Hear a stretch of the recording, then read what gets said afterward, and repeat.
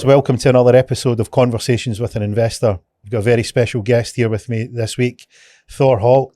He is the host of the Happy Hutt Podcast. He is a well-known, world-renowned coach. He found this out through his years of being a good listener, building up a great clientele of clients who says that they stayed with him purely because they found that he could listen. Dying art in the days of social media. So in this week's episode, we're going to do a deep dive into how he became a great listener, how he became a great coach, and why later on in his years, he found that all arseholes need to do ayahuasca. So without further ado, let's dive right in. So is this your normal setup? How's this compared to your other podcasts that you've done? It's always been online.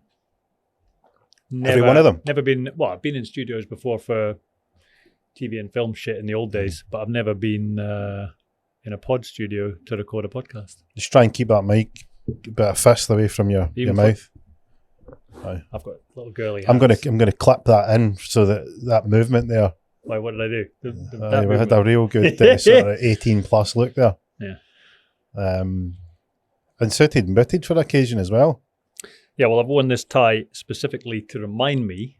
What's the story with the tie? Well, it's to talk about how the only acceptable form of racism in Scotland is anti-English racism.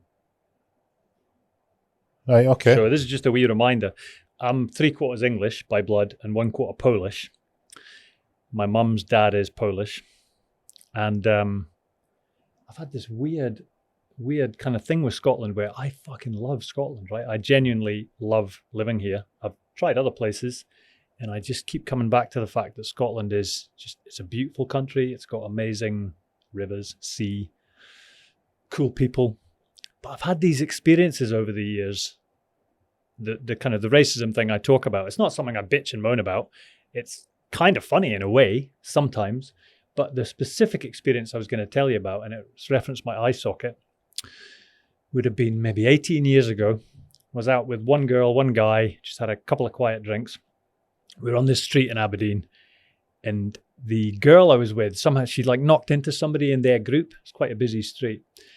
And this guy who seemed to be kind of the leader of their group, guy in his late 30s, I guess, basically pushed her. And I was like, hey, and just try to kind of calm it down because I was like, what's going on here? And they ended up in an argument. And I pulled it away. I was like, Tracy, come on. And I started pulling her back. And he picked up my voice and decided I was English, right? And he went, hey, you're English. And then loads of verbal abuse, etc. And I was like, yeah, whatever, mate. And just try to pull her away. And she was like still trying to get involved in the fight. And my other friend was just hopeless.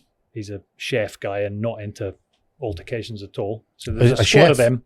He was a chef. There's a squad of them, maybe 10 of them. And this guy basically took his belt off and said he was going to give me a hiding with this belt because I was English. Mm-hmm. Anyway, managed to get us a way out of there. Went into Burger King, which was just around the corner. Bit of a haven of tranquility away from this wild street scene. You don't want to fight with 10 people. Do you know what I mean? Fine choice of sanctuary. One crazy Inverness girl with you. Went into the Burger King, and there's all these guys, kind of 18, 19, 20-year-old guys, chucking food and drink over the counter at the staff, screaming abuse at them. So what do you do? What would you do? Depends what food they were throwing. Yeah, good point. Well, I don't know what food they were throwing, but it was food and drink, and it was crazy in there. It was you need to check them. You just can't. That's not on. That's exactly. So I just went, hey, guys, chill. Like I was just trying to calm the situation down. I wasn't trying to get in a fight with another whole squad of guys, but I just said, hey, chill, guys. Like they're not getting paid for this. Like, what's the actual problem? And then Tracy just grabbed me and started yanking me. And as she pulled me, my head spun for me to go, Tracy, leave it. But as my head spun, one of them took a free hit, like a windmill punch. I'm assuming. I didn't see it. I wouldn't know. And it found out later, it broke my eye socket because it was a total free hit. Like, obviously, I wasn't defending it at all. And the floor was soaking with all the drink, etc. So I just went straight down, like just poleaxed, because literally the way my head got hit, feet just went out from under me. And then they obviously thought, oh, we've killed this guy or something, because I just hit the ground like whump. So they just ran for the door. Anyway, the staff were like, what were you thinking? And I said, well, it's out of order the way your staff were getting treated. This is the manager. And he said, dude, we put up with this like every week, a few times a week. And I was like, well, you shouldn't. So I got a free Burger King. And I'm sat there trying to eat my Burger King, and my head's just swelling up. And I'm like, arr, arr. And the police show up and they question me, check the cameras. And they're like, well, don't think we'll find them. Okay, fine. So then we're walking up the street, me, Tracy, and my chef friend. Chef friend goes his own way. Tracy goes her own way. I go to get in the taxi queue. Well, who's in the taxi queue? But guy with the belt. No. The guy who I'd seen the guy as he ran out, so I knew it was the guy that had taken the free hit at me. He's in the taxi queue. So what do you do? Give him his dinner. No. I went up to the end of the taxi queue, and the police car was sitting there. And I put my head in the window, and it's the same two officers that had attended in Burger King. So they obviously remembered me because that had only been like 20 minutes before. And I said, the guy that hit me, he's in the taxi queue. And I said, I've got an idea for you. I says, how's about I go down a lane with the guy for a square go, just me and him. He's not mob-handed. He doesn't get a free hit. And how about you, to the male police officer, I said, how about you stand at the end of the alley and just make sure nobody can come in or out and make sure it's a fair square go. And I swear to God, this is true. He said, that is a really good idea. He started laughing and he said, it'll save me a lot of paperwork as well. And he says, and if he says no, I'll just arrest him. So he went down the road to the guy. I was watching and I could see him speaking to the guy, making the offer to him. And the guy's like, he got arrested. That was his choice. Why? Well, because he didn't want to go down an alley with me, I guess. Even though he'd already broken my eye socket. So my head was like mashed. I mean, you'd think you'd fancy his chances. You know, weakened opponent. You would. Free hit. You would think, yeah, I would give it a go. No, that isn't the end to the story, though. So there's a conclusion to this story. All my mates were like, obviously delighted, get the guy done, blah, blah. And I worked on the door at the time.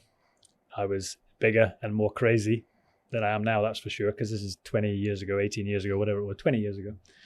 And my mates were like delighted to hear it was going to court, saying he'd get what was coming to him, etc. And then I got a letter from the mediation service.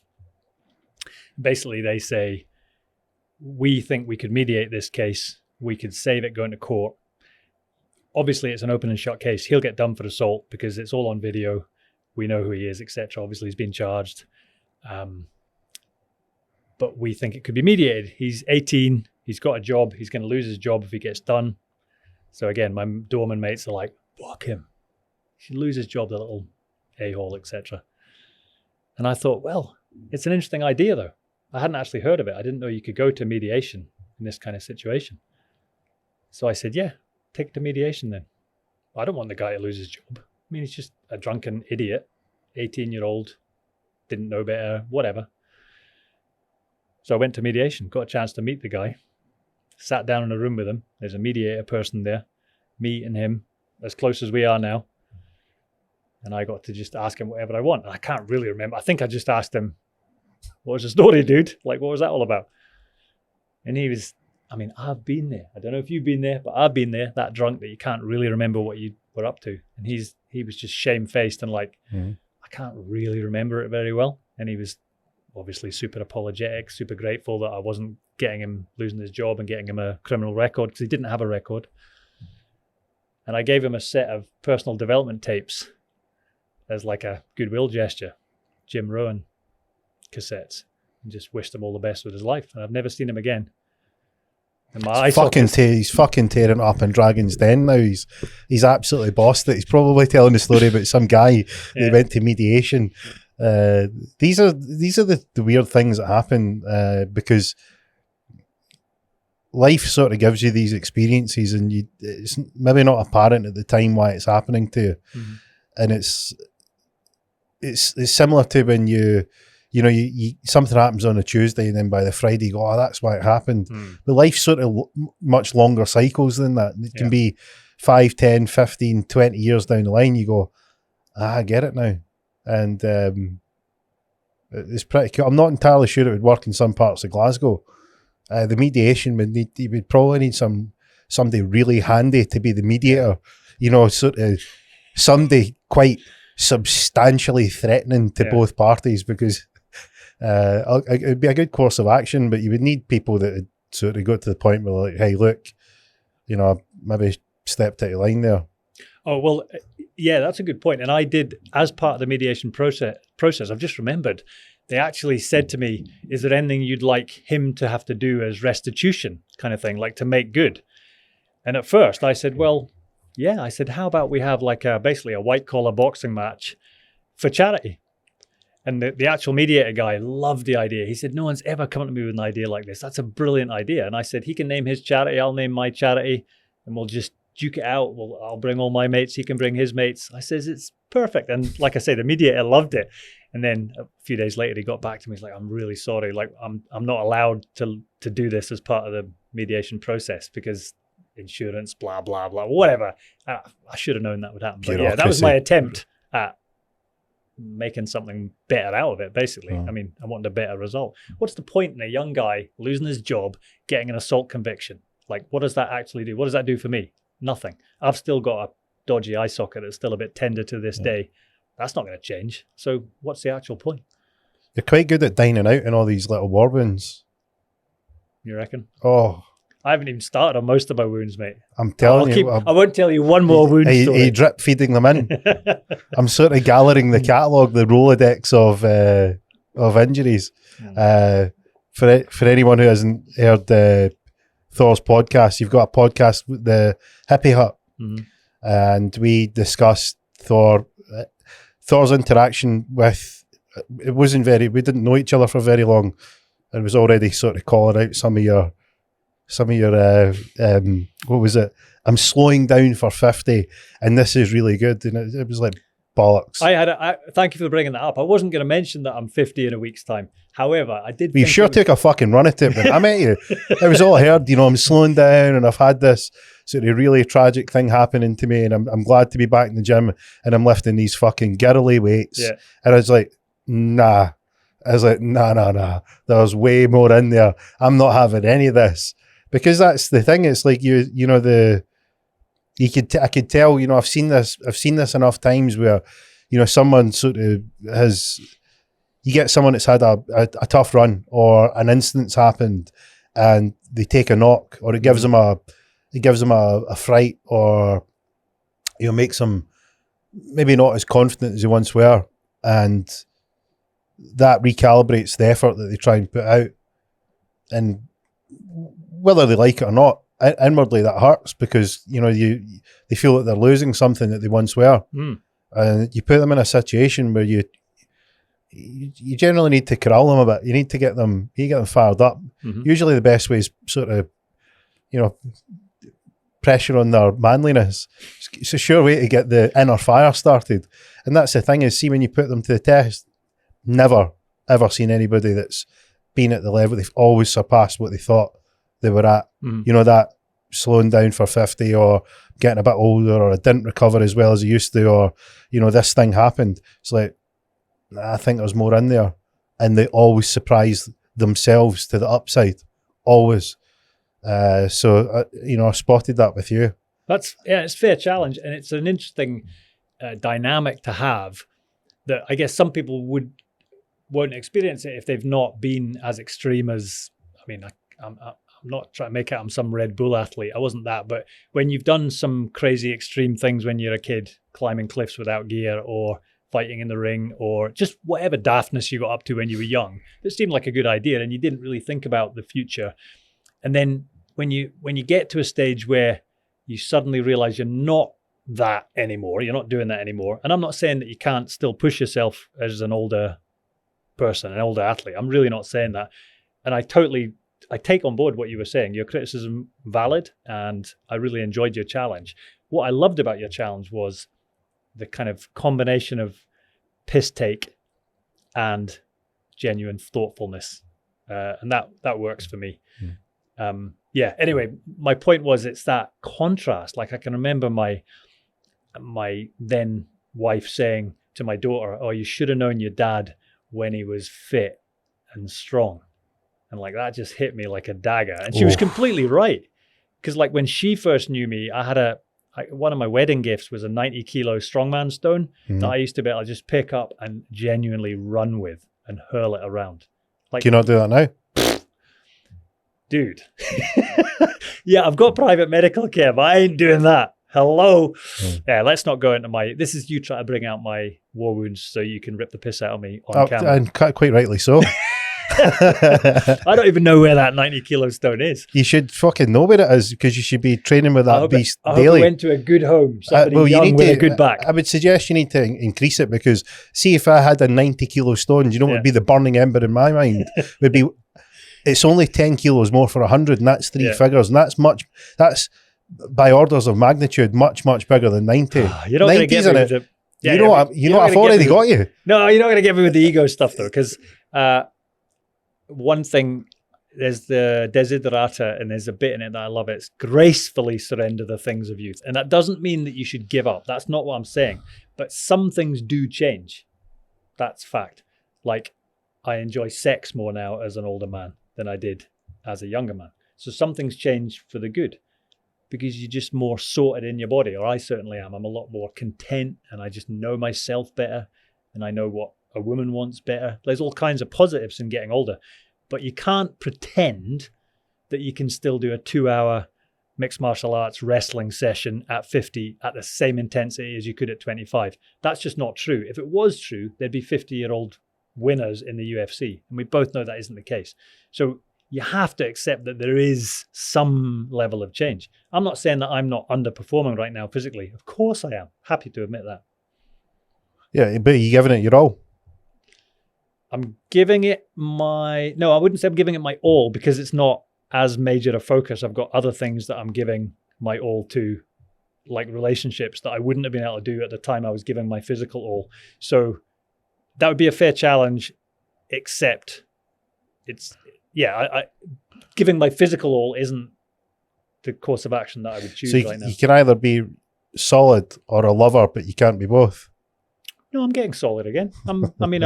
I know I'm a bit scrawny and all, but I'm on the right road, and I appreciate your encouragement with it. Being serious for a second, I really do. That has made a difference. Today, I got on the rowing machine, first time in about 8 years. First time since 2015. So what's that? 8 years. Because I thought, well, I'm going to see Gio today, and I've been worried about the rowing machine just because of the cyst in my spine thing, just because of the movement of it. Even though I love rowing, it was the first thing I did really as a physical activity as a kid. Had my own boat from age 4. Used to row around in it. Loved rowing. Used to row it. Again, I didn't compete as a Concept 2 rower, but my times were good enough that I could have been like in a team doing it. But I haven't done it in 8 years, and I did it today because I thought, I'm going to see Gio. I want to have some little thing that I can mention to him, and I've wanted to do this for ages. So that is the value of encouragement. That is the value of thinking somebody gives a shit enough to take the piss out of you and go, come on, Thor. It's your inner bitch. Your inner bitch is talking to you, and I want you, when you hear that inner bitch, to hear me whispering in your ear. Yeah. Shut it down. Thor, go. Yeah. Go. Don't listen to it. Move. Yeah, you're not my inner bitch. I'll give you that. No. We'll get you a badge. No. I am not Thor's inner bitch. Yep. I'm the quencher of your inner bitch. Yeah. So see, you mentioned you've got a pretty cool place that you were born. I think you tip your hat to your birthplace, the name of your podcast. Your podcast is called the Happy Hutt. What can you tell me about it? So the Hippie Hut is something that I've really been avoiding for years because I've resented my upbringing, and my plant medicine journey early in the year just really brought home to me what a gift that upbringing was. So I was born in an actual hippie hut 50 years ago on a little island up in Shetland. My parents were hippies who moved there to smoke dope in peace, basically, and bring up their kids. And they'd been part of founding the Findhorn spiritual community in the north of Scotland. They'd met and danced on acid, on the shores of Loch Ness. So they'd moved up there, and that first winter, they'd had the hut put up, this little wooden hut, no insulation, no plumbing, no electricity, super basic. And I don't know if you've been to Shetland, but it's pretty damn windy and cold in the winter. So they put it up, and I was born in it that September, and they lived there for, well, I'm not sure exactly how long, but 2 or 3 years as they did up the old croft house. So they got 27 acres, and the little hippie hut was sited there, and it's still there. And the beautiful thing for me is the hippie hut has welcomed, I don't know how many hundreds, possibly thousands, but definitely many hundreds of people over the years. We've run a drug rehab on the island, on the Croft. Some of the rehab guys stayed in there, getting guys off heroin mainly. It's had just all kinds of waifs and strays, people that showed up with like ME in the old days when people didn't really know what it was, and then slowly built up their work rate working on the Croft. We've got an organic Croft. And so the hut sort of represents to me the kind of the welcome and the hope that mum and dad mainly, I mean, we did a little bit over the years, but the welcome that mum and dad and the hope that they gave to these people, to these many hundreds of people over the years. And yeah, the plant medicine journey just helped me see that upbringing as a hippie kid on that little island, all the freedom to have your own gun, your own motorbike to go to primary school on, just own boat, just total freedom. That is such a gift. And the hippie hut is a place of warmth and welcome and encouragement and good laughs and just, yeah. And that is what the hut is. That's what the hippie hut is. It's a place where I run coaching sessions. I've run a whole load of them there, but only a few of them get published. It depends whether the person wants the content published or not. I've had brainstorms on there with Dapper, and yourself came on and did a beautiful turn where you basically interviewed me, which I really appreciated. It was masterful. I mean that. Thank you. So yeah, the hippie hut it's new as a podcast, although there's some old episodes on there with people like Tom Stade, the comedian, which I'm really quite proud of. So there's content going back years, but it's only recently that I've renamed the podcast the Hippie Hut. Because I've been podcasting since 2015. We were saying off air. Really? Early in the game? Started pretty early in the game. Had some early wins because I got some big names on, like Scott Adams, the Dilbert creator. So I was getting 10, 11,000 downloads a week from like week 2 and kept that up over the time I ran that podcast. It was a writing podcast because along with the acting stuff I've done over the years and the coaching stuff, I've just kind of naturally fallen into writing. I've always been a big reader, but I've fallen into writing. And so I ran this, it was called Write with Courage. I think it's disappeared from the internet now because some of the guests became rather infamous later. Like I interviewed people across the political spectrum. It wasn't a right-wing thing necessarily, but there were some people that later would be termed alt-right, although I was interviewing left-wing people, Muslims, all kinds of people. So it was a writing podcast. Where was I going with that? Where were we going with the whole... We're talking about, you mentioned your plant medicine, right? Yeah. And when we done your podcast, what I thought was really, really cool about your plant medicine journey is that there was a seismic shift in your perception of the hippie hut. Yeah. And it seemed that you changed your perspective on that pretty dramatically.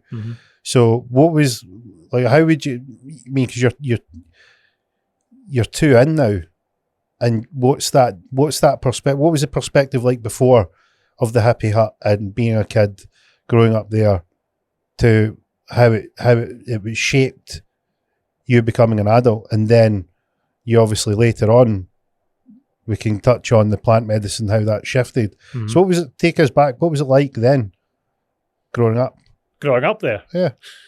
Like, because most people like. So when I heard the first things I thought of, right, that came to mind was a hippie hut, right? So a hut, basic hut with hippies there, in a sparsely populated island. Yeah, I thought, what's that like? Like, so I might picture the scene. Give me an idea what it's like as a kid. Imagine the smell. The smell is roll-up cigarettes. many of them with marijuana in them. Some of them just standard roll-ups. But that is the smell of my childhood. If somebody's smoking outside a pub, I go and stand downwind of them now because I love the smell of an open-air cigarette. It takes me straight back. I'm in the. Does it need to be a roll-up? No, it can be any cigarette, although roll-ups are best because that was the smell of my youth. The hippies all smoked roll-ups, usually dope. The locals, the Shetlanders, would be smoking as well, often roll-ups. We'd be in the stern of the boat. The Venture was the ferry boat. The ferry for the island was 24 feet long. And if you know anything about boats, you'll know that's pretty small. It was an open boat. And so the hippie hut didn't get across on a boat. It got towed across in the water. Like you can't there was no way of getting cars and things across except there was Did an you say old barge. it was 24 feet? The boat was 24 feet long. I've got a paddleboard which is 10.6. Yeah. A paddleboard, so it's double the size of the paddleboard.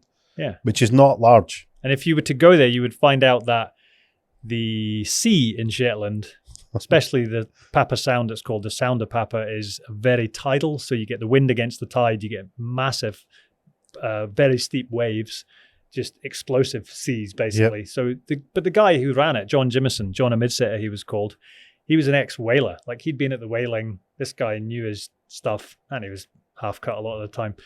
So, and he was just a total legend, Wrangler jacket wearing legend. Yep. I would go up to his every Christmas and get pissed up on Bell's whiskey from about age 10, and then try and drive my motorbike home and just plant it in the ground. He's all in the one island, times. Or is it little islands? One island, Papastua, means big island of the priests in Old Norse. Strong Viking heritage there from the olden days. There's like Viking digs and things. The archaeologists have been there over the years and dug out. Viking digs as in archaeological digs? Yeah, archaeological digs. A Viking digs isn't like their home? Well, there would have been a home. Prince Haakon, some Viking prince, apparently did have a home there. Right. Probably a summer home. So the upbringing there, though, I mean, there was I felt really welcome there, right? As a kid, it just felt amazing. It felt free most of the time. It was amazing. It was an amazing place to be. I had loving parents. I mean, they were busy, but they were loving. It was an amazing place to be. We had motorbikes, some that my brother and I did up, mainly him. I was the guy that had to suck the petrol and get my finger sparked and that kind of shit. Yeah.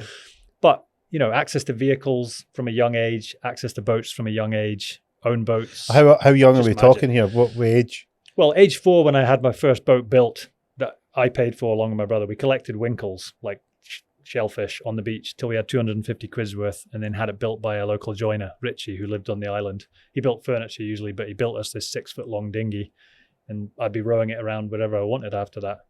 Life jackets optional. Rowing it out on the Atlantic. The sea. It's the Atlantic Ocean there. Although before that we had tin baths, so we used to that's what we had actual baths in, because we had no plumbing and things. Yeah.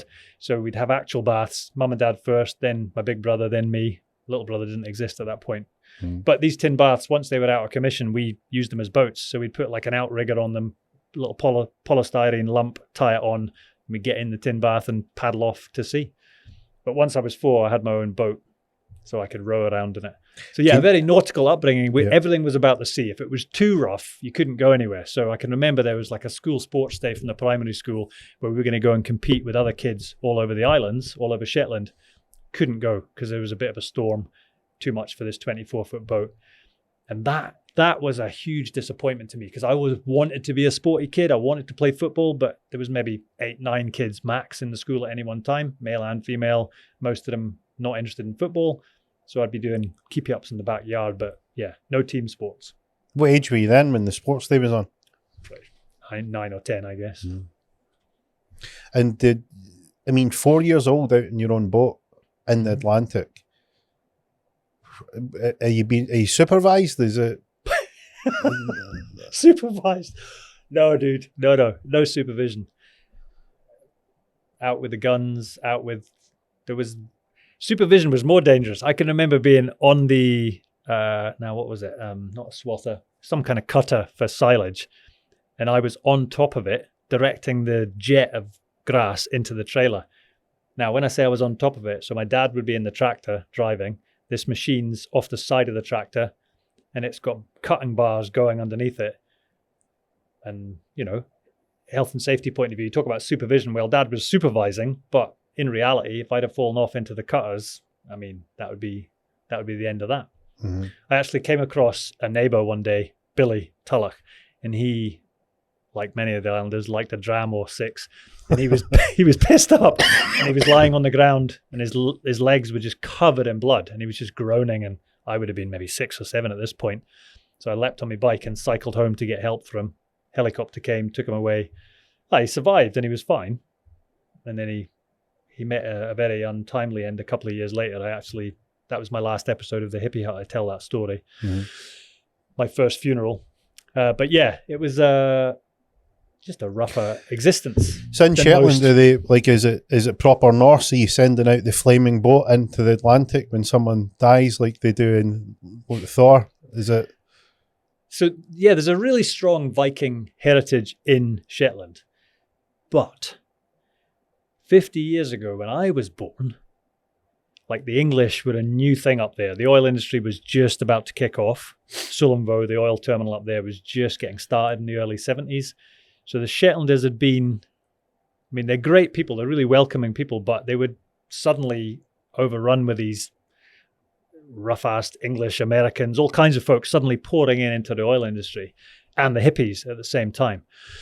So the Viking heritage thing, it's really strong. They have a fire festival called Upper, which runs February through various, it depends. There's different parts of the islands have different fire festivals, but basically there's a fire festival where they have a galley that's been built over the year. They've got a Jarl squad and a junior Jarl squad, all these Viking dudes, everyone's got beards just for the occasion. It's a really strong community event and a really impressive thing. If anyone's thinking of going to Shetland in the winter, that would be the reason to go, despite the weather. It's amazing. I mean, So what type of festival is it? Like, it's a drinking and partying and dancing all night and Viking songs. Just great stuff, man. It's really a lot of fun. But my reason for saying all that is we weren't involved in that as kids, though. Me personally and the other hippie kids, because we're on this little island in the middle of nowhere. There's no Upper there. We're like, you know, a boat ride and then a bus ride away from that kind of activity. So mum and dad tell me that they called me Thor because they thought it would help me fit in Shetland because of this Norse heritage. And it's a fair argument, but imagine this skinny little English hippie kid who still has an English accent because he's been brought up with these other little English hippie kids. Okay, even though there's quite a strong Shetland accent, which is different in all the areas of Shetland. But imagine that, suddenly age 11 shows up like in the main town, Lerwick, and there's like 1,200 kids at this comprehensive school. And they're mainly Shetland kids. So yeah, you've got a Viking heritage there. But it was sort of like probably a bit of a slap in the face for them having this daft little English hippie kid called Thor. So it didn't actually help me fit in, is my point. So it was they just thought that they could see through it, that it was quite a thin attempt to mask this interloper. Pity hippie cunt, I believe was the term. I was try not to. I mean, you can bleep out the C word, but no, I wouldn't that's bleep what it I would out. get called. No, I mean, I'm a big fan of the C word. Cunt's a strong part of my vocabulary. Yeah. When used well. Yeah. They were using it effectively. Pity being small. Pity hippie cunt. Pity English hippie cunt. Pity meaning small. Yeah, small. Right. Oh, I was 11 when I showed up there, so you're going to be small. So see, when you're like, you were doing up the Croft House, where is the plumbing? How do you, like, where are you getting water from? So, well, to begin with, there was a well that was used to get water from. Right. But there is plumbing on the island. There is like a water system. And actually the water is probably the best I've tasted anywhere in the world. I mean, it gets treated, but minimally, as far as I know. And so there is a water system. Right. So they would have been connected to the water at some point relatively soon. I'm not sure when. I would have still been a toddler probably. I'm thinking of what it was like transitioning from hut to tin bath, rowing out in the Atlantic, running around, jumping, tractors and making sure you don't fall in the cutting blades. Your neighbour who's been chopped up, obviously a bit of a mishap, and then you ended up in this school where they're sizing you up. Kids are rough, right? I would say that we've all been on the receiving end of that to varying degrees.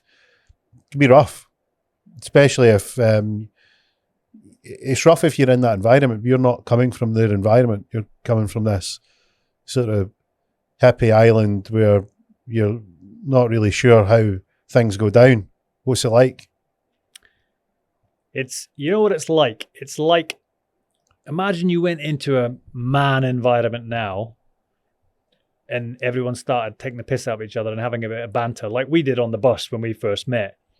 Imagine not knowing that was banter and taking it seriously. That's 11-year-old Thor. So I don't hold any of this against the Shetland guys, by the way. I just completely didn't get the social situation. They were giving me an opportunity by calling me a pretty English hippie cunt. The opportunity was to go, yeah, and like come back at them with something. But instead, I just took it into my head as an insult, as bullying, as whatever. But there was just no recognition for 11-year-old Thor of what that was. That was a social opportunity. How long did it take you to get the hang of that? Now, I don't think I ever really got the hang of it as a teenager at school. Right. Yeah, I got it once I was at university. Once I'd left Shetland, then I started to twig. Wait a minute. Like, this is the thing. This is what you do. Yeah, this is what you do. And now, like, it's just such a value to me. That's why I have enjoyed getting to know you a wee bit, because it's like you just were straight in taking the piss out of me. That's just the most beautiful thing. Like getting taken the piss out of. I tell my daughter, I'm like, that is like a sign of affection. It's a sign that someone could give a shit enough about you to come up with something funny to take the piss out of you. It's just a magical thing. I love it. So, that's yeah, what I didn't think get it as an 11-year-old, that's for sure. Was it predominantly around women when you were growing up? Or was there like a lot of male influence as well? No, it was a mix. No, but Dad wasn't into like banter in that way. He's quite a serious guy and quite intense. He's a super hard-working guy. You know, he's a passionate guy. He puts a lot of effort into things. But yeah, he banter wouldn't be his, his classic mode of communication. No. Did I tell you about my two friends? I got two friends that I'm lucky enough that they come to me for advice. Yeah. And you would class them both as extremely successful. Mm-hmm. Outwardly, you would find it rather as far away as you could probably perceive that they would need advice in anything. Mm-hmm. But they'll confide in somebody they trust. Mm-hmm. So they'll come to me and they'll ask for some advice.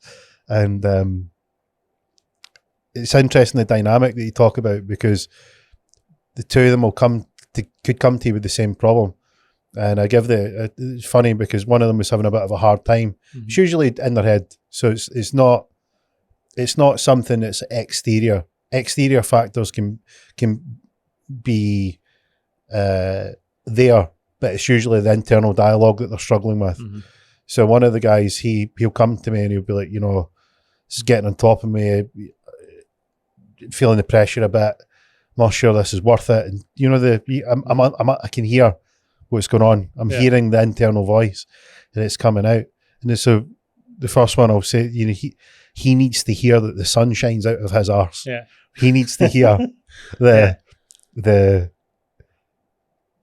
hey, I know it's hard and it's tough, because if it wasn't tough, everyone would do it. Mm-hmm. Right, but you've got this, stick in, right? You can do it. It's energize them. Mm-hmm. That's all I needed. He's standing taller. The whoosh of energy is there.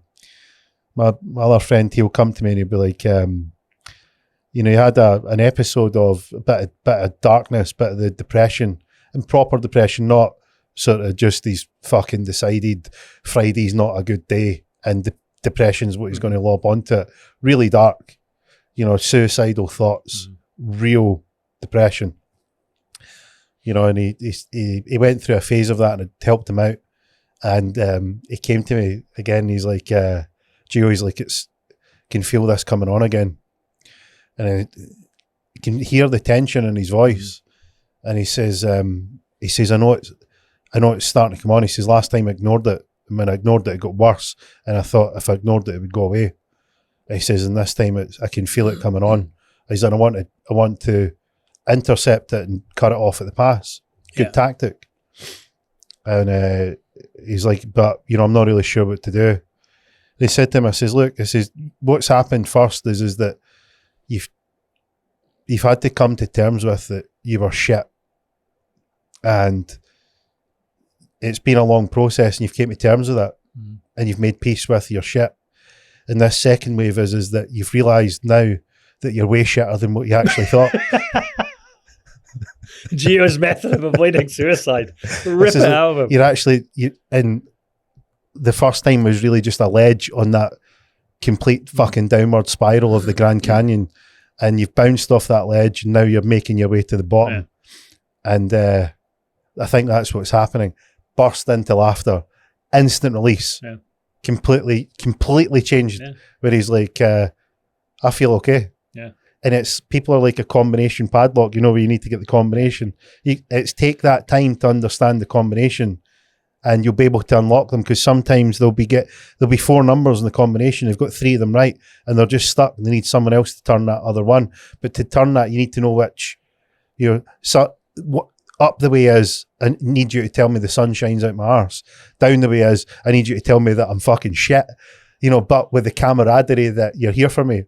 Because that's their way of doing it. I think what you mean is that when you're saying that people are taking the time, they're taking the time to figure you out, and that usually manifests itself in, you know, a bit of needle, a bit of piss take, because they're figuring out who you are. They're figuring out where you need to be. And sometimes, you know, the interesting characters are the one that are a combination of the both. They need that little boost at the right time, and it can be completely showered in nothing but complete abuse. And it's that finding out. And my wife can't understand it. She doesn't get it. She's like, I don't understand this.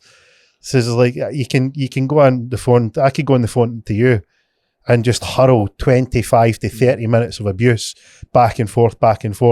You just feel like you've done 20 years of therapy. You feel good. You're like, you know, you feel good, because that's sort of we understand that's the way, that's the combination, right?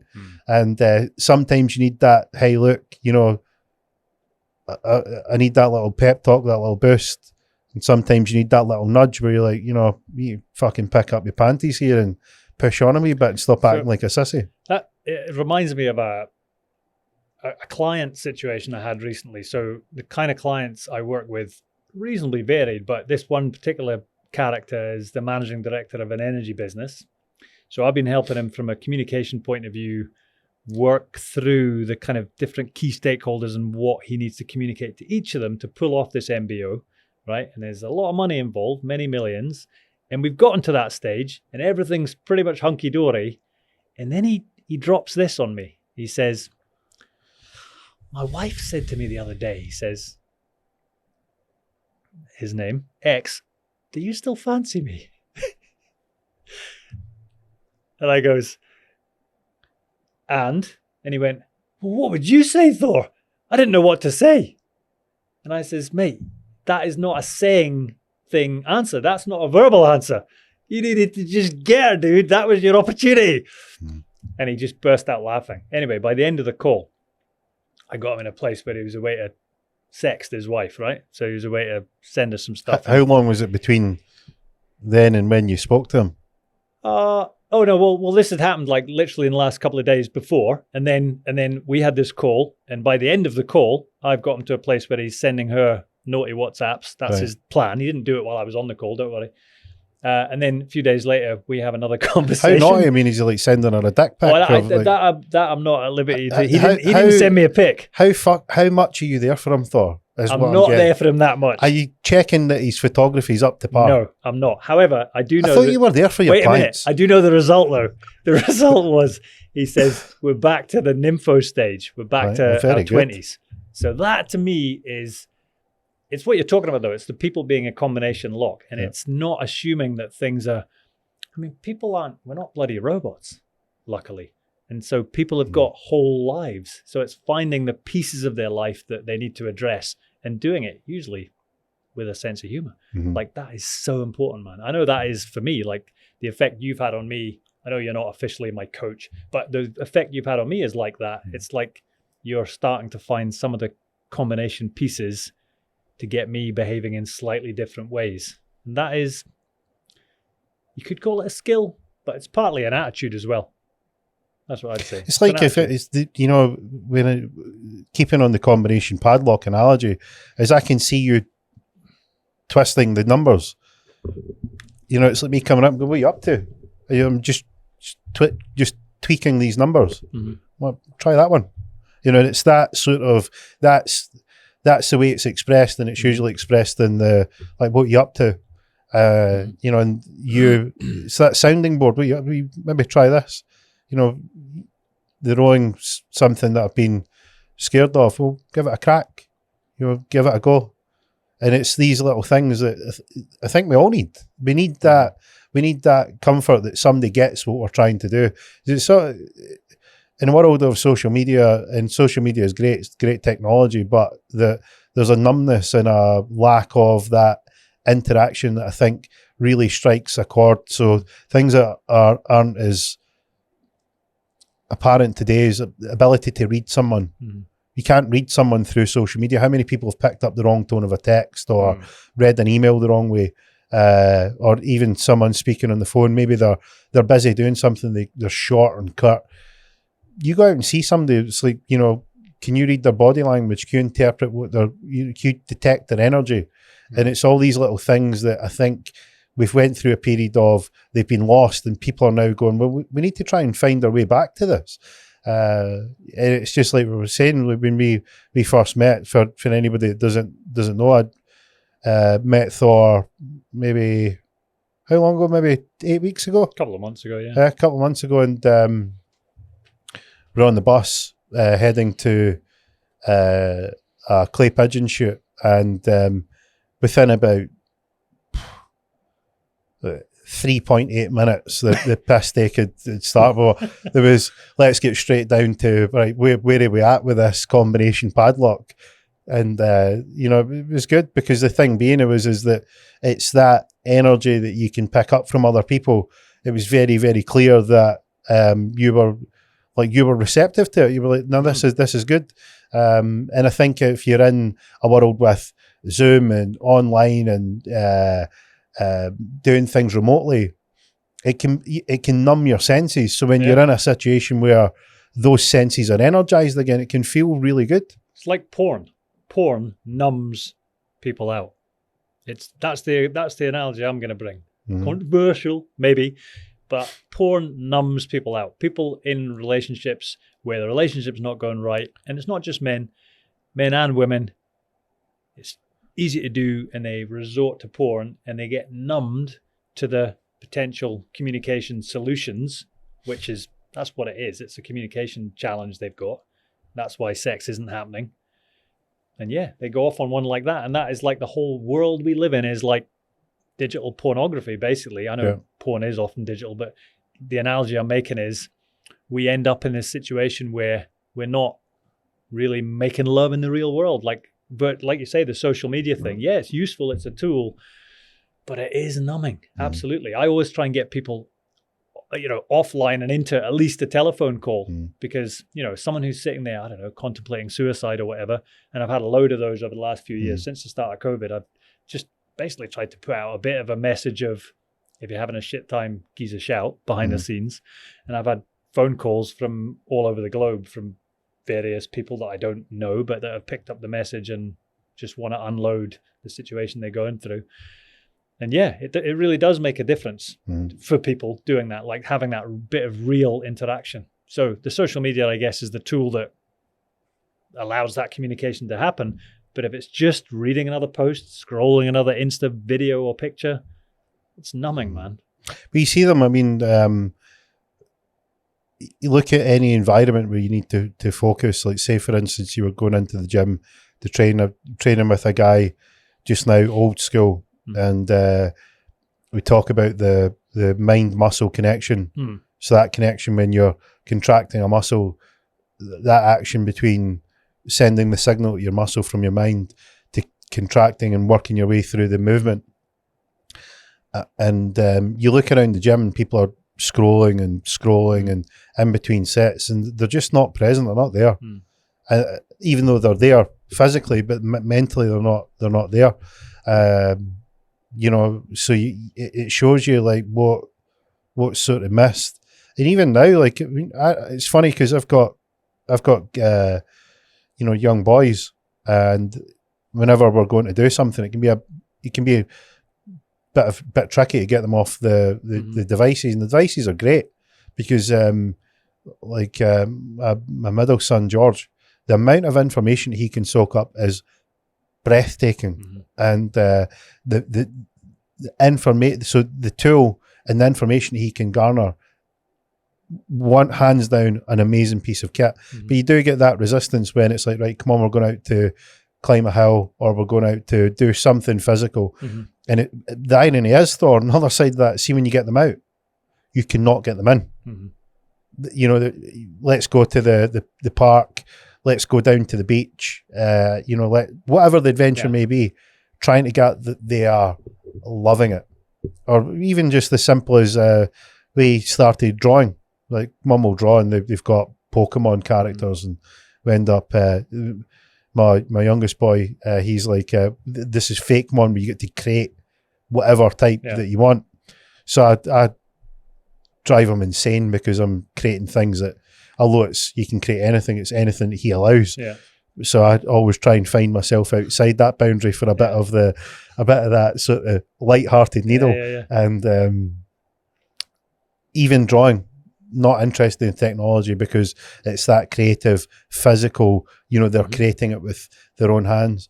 And it's great to see, because you can actually see the contrast between the digital sort of trap, if you like, that a little, you know, too much of anything's a bad thing. So it's that digital trap where you're finding that harmony between the two, where you can see we're finding the good stuff in there. And we could all take a little leaf out of that book, I think. You're right, we could. I'll hold my hands up to it and say that I've been pulled way too far into the digital realm in various ways. And if I look at my own parenting, I'm not going to dig too deep into that, but like in terms of willingness to let a kid keep looking at a device because it's easier. Whereas what you should do, and I'm speaking to myself here, I'm not judging anyone else, is do the art in real life, for example. So yeah, it's so tempting. I mean, I guess they're built that way, aren't they? It's built to be addictive. Yeah, I mean, I've got people, I've spoke to people, and they'll go, see the excuses. You know, Thor, I mean, you've firsthand experienced my tolerance to excuses, and you've got fucking reasonable ones. As far as I can let them be reasonable, your excuses are solid, but your reasons for not carrying actions don't hold weight for me, when I believe that you're much more capable of doing it. So you can imagine what it's like for me when someone says, I don't have the time. Motherfucker, you telling me you've got that you're busier than I am, and I'm afraid that's not going to wash the dishes. And well, let me see your phone. What do you mean? Show me the screen time on your phone. So you've not got the time to go to the gym, get fit, go and start a business, do a bit of studying, but you were on Instagram for 7 fucking hours yesterday on your screen time on your phone. You've not got the time. What business you got on Instagram? And it's, well, they'll go, well, you know, I says, you need to get off it. I'll be able to curtail it. So let me get this right. Meta, the owner of Instagram and Facebook, are spending billions of pounds each year, billions of dollars to say, to capture your attention, and you believe that you're going to defeat that. Is that what you're telling me? I'm afraid not. We see it on the other side when we're looking to get traction on clips or episodes, or we can see how that algorithm will go and extract people's attention. And it's like, well, the other side of that, it's like the user that's going, no, I'm in control. I'm afraid that's a slippery slope. So what's the solution? The global solution is what? We all just give up digital and go back to my hippie hut, go live on a croft. Well, here's the thing. Is, like we were speaking about earlier before we came on, we were having a conversation about these extremes, these dichotomies, these, what would you call them? Ends of the scale, or systems, or wherever we find ourselves in this construct between two worlds. We have something that demands our attention, our focus, our time, but we've got the other end, which we would ideally, in an ideal world, like to get ourselves towards. But it's not, you know, let's say you want to be up in the Happy Hutt, you know, completely spiritual, completely off grid, not using the energy, living off the land, yada, yada, yada, yada, yada, right? See, when your Happy Hut needs a new roof, good luck buying that with your spirituality, right? Or, you know, where are you going to wait? But I believe that there's not a great deal of trees in Shetland. Where are you getting the trees from to chop up your wood to go and get that, and so on? So I don't think too much of either way is not the answer. I think it's finding harmony in the middle. That's probably using the best of both pieces. So in the social media front, it would be find the tools that you can use that to improve yourself, but be mindful that you can't do too much of it. It's the same with like the big thing with porn. We had the conversation the other day about is porn destroying men? And it's like, well, you know, if there's too much of it, then probably, yeah. If you've got a guy or a gal out there who's finding that they're being lured into this and they can't control it, they've probably got an issue. And it's just not just limited to porn, it's social media, all the digital tools, all that kind of thing. So I'd say I'm gonna say porn's doubly destructive though, because, and I don't go around preaching about this, but since we're talking about it again, it's doubly destructive because not only is it numbing people from a sensuality point of view, causing actual erectile dysfunction among like 20-year-old guys, never mind older guys, it's numbing people sensually like that, and I would argue spiritually as well, and it's affecting people's willingness to look for an answer to their actual real life relationships. And then on the other side of it, so many of the people that are involved in the porn industry have been trafficked. Now, how many and what the percentage, it's up in the air, it's arguable, but it's huge. If you actually do just a wee bit of research into it, you find out that, yeah, even in the UK, a lot of the people involved, not in every porn thing, but enough that it's industry-wide. There will be virtually no production houses creating pornography that haven't had trafficked people through their studios. And to me, that is poison. That is absolutely poison. If someone decides they want to be a professional porn star, cool, have at. Like, that's cool. I don't have any issue with that. However, again, you dig into their stories, usually some pretty tragic stuff in their past. So it's not like, you know, classically, you know, now shall they be a lawyer, a doctor, or a porn star? Like that's not a set I of reckon decisions what happens happening. is you become a lawyer and realise what a fucking filthy game it is, and you'd a actually have a cleaner career in porn. Okay, well that's fair. Yeah. Okay, whatever. Actually, one of my clients is a lawyer right now. It's people. You haven't asked me, but people, including people close to me, relatives, go, Thor, what do you actually do? You just reminded me of the lawyer thing. I'm not going to slag off lawyers because one of my favorite current clients is a lawyer. What do you, if you were to tell people, how do you tell people what you do? I usually would give a case study because that's the best access point. Because, you know, when someone comes with their elevator pitch, you can smell that a mile away. I mean, I'm a coach. Yep. Simple terms, I am a coach. And there's always a communication angle in what I do. I mentioned the guy doing the MBO, the management buyout of a energy business. He's an example of a client. The lawyer I'm working with right now is I won't say the country, it's an English-speaking country, but the biggest case they're dealing with is across the media of that country because it's worth, you know, into the billions of that country's currency. And so my role is completely behind the scenes, working with that lawyer, helping them coordinate all the key stakeholders in terms of how they're messaging with all these stakeholders. So my role is really to listen and help them frame messages. And also sometimes to help them with their confidence, to be honest, Gio, because they can be in a situation where they are feeling underpowered with some of the people they're having to deal with. Mm-hmm. So that's a current example. It's not all high-powered people, though. Some of my favorite work has been with, I'll give you an example. This girl was 17 years old. A charity introduced her to me. There was virtually no budget for it. That's fine. It's an interesting project. She had what they termed clinical level anxiety. Her sibling had been long-term sick, and it had caused kind of an imbalance in the family relationship in terms of attention, as you might imagine, because the other kid had had some kind of cancer for years and years and years. Really tough situation for the family. But this young lady really wanted to be a primary school teacher. Great with kids, had done lots of work experience with kids, gotten great with that. But with adults, just went into massive anxiety attacks. And of course, to get into teacher training college, you got to do a presentation, you got to be interviewed by adults. So I worked with that young lady for 3 months. And we, myself and her, got her to a place where she was able to go. And it's a competitive thing. It's only 1 in 8 people that will get in, well, it was that year. And we got her to a place where she was able to land that and get into teacher training college. And that was a few years ago. So I think it was maybe a year and a half, 2 years ago. got an email from her mum telling me that she was now teaching.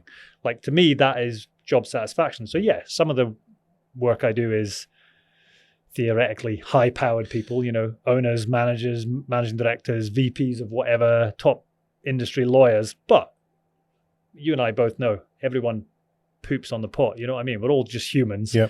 And that's honestly what I love about my work, is that I don't feel anyone's exalted. If I'm dealing with a CEO, I'll deal with him or her same fucking way that I deal with that 17-year-old girl. Just, I'll be there to the max, listen with full attention. I actually give a shit about them. Just seems to be who I am.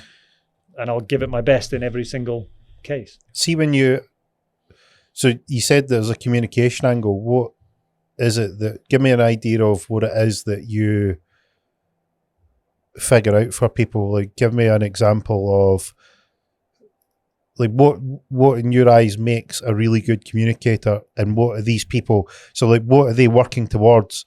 You're the bridge between where they are and what they need to get to. They're looking for a result, an objective, or whatever that might be to them.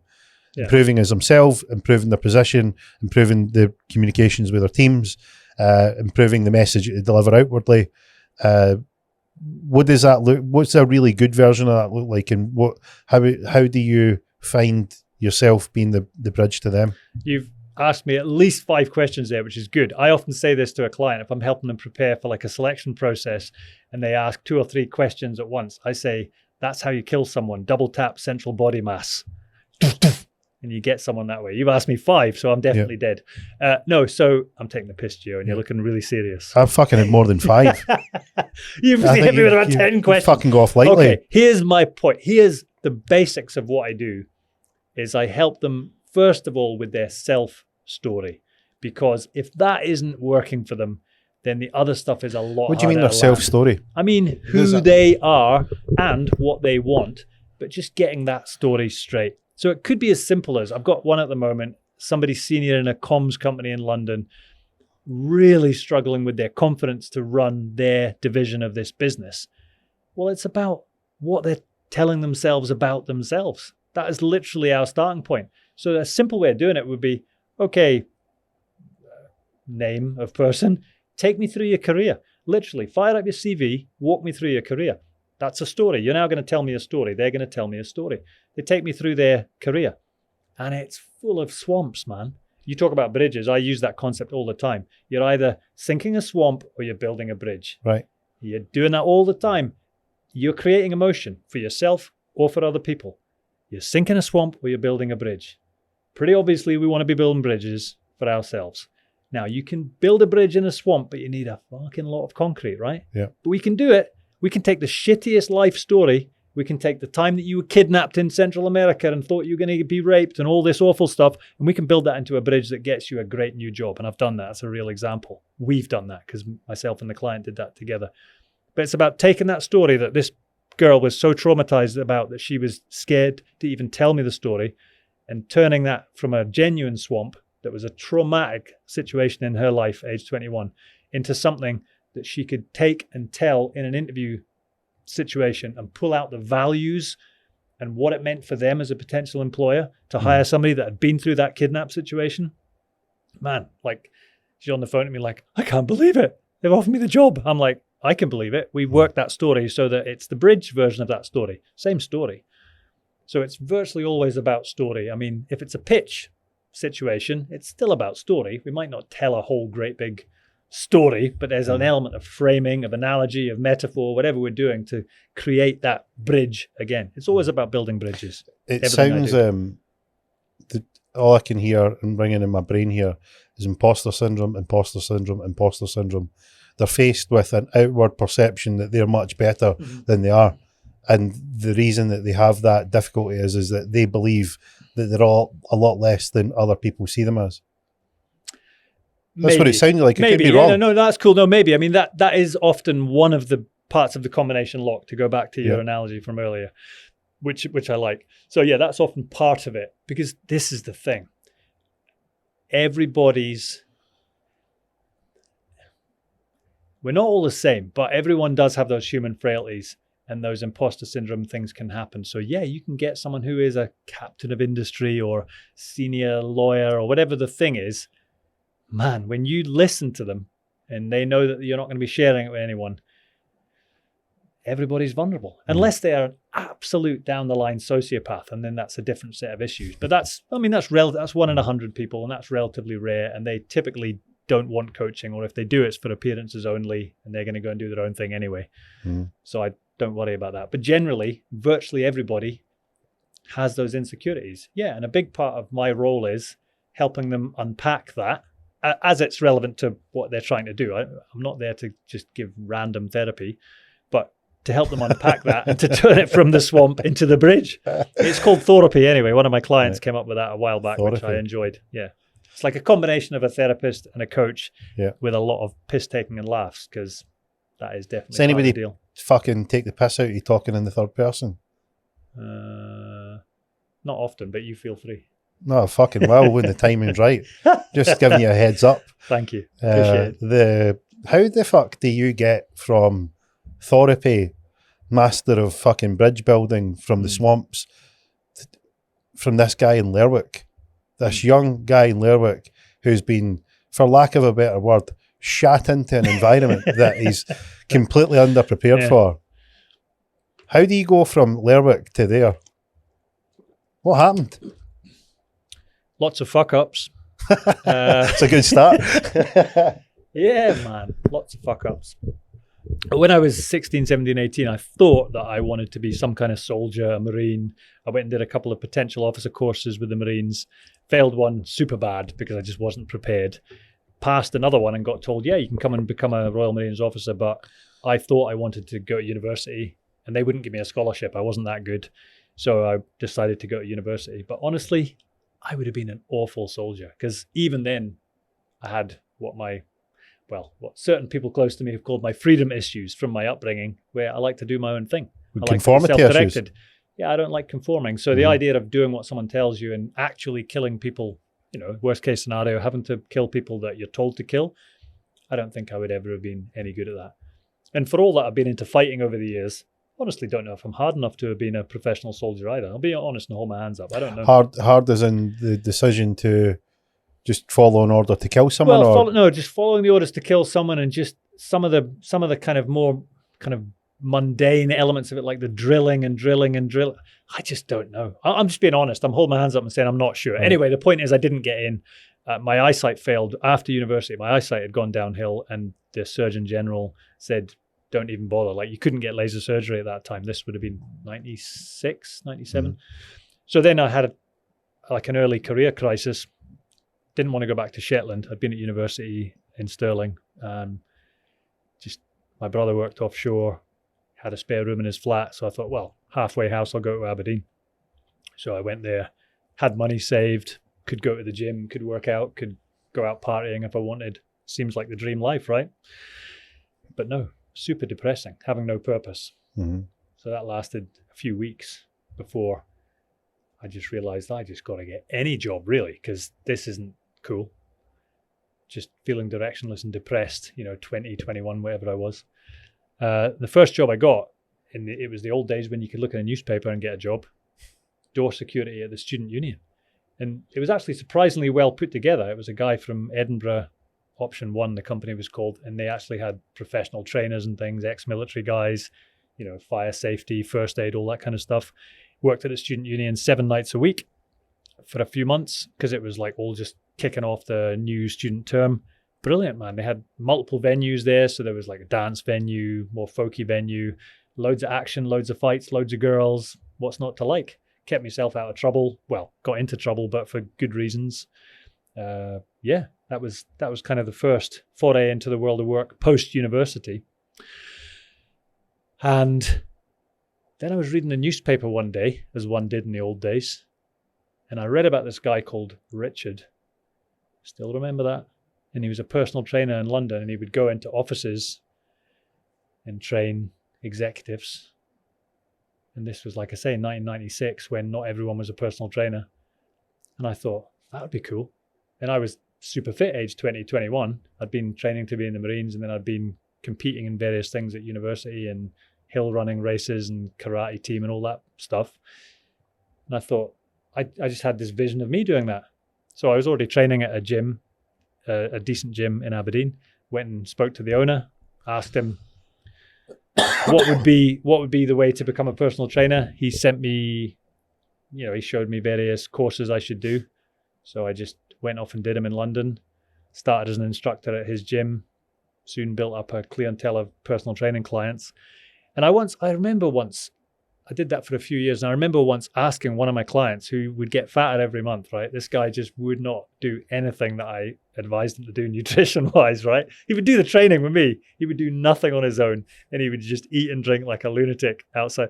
I said, dude, you're paying me more than a mortgage a month, right? Mm-hmm. What gives? And he's like, yeah, but Thor, I enjoyed spending the time with you in the gym. And I actually did polls of clients and asked them, why do you keep working with me? Because a lot of my clients would stay with me for years with variable results. I mean, some people got great results, some didn't. And we both know why. If someone's not going to commit to the stuff outside of the gym, things really aren't going to work out. And the answer was always on a theme. It was, I think that you actually care in some way and you're a good listener. And I put more and more effort into listening. I started reading up on it. Seems a weird thing to say that you'd have to read up on how to listen. One particular book struck a chord with me called Time to Think by Nancy Klein. And it was actually a structured way of listening, asking certain types of incisive questions. So that made a big impact on me.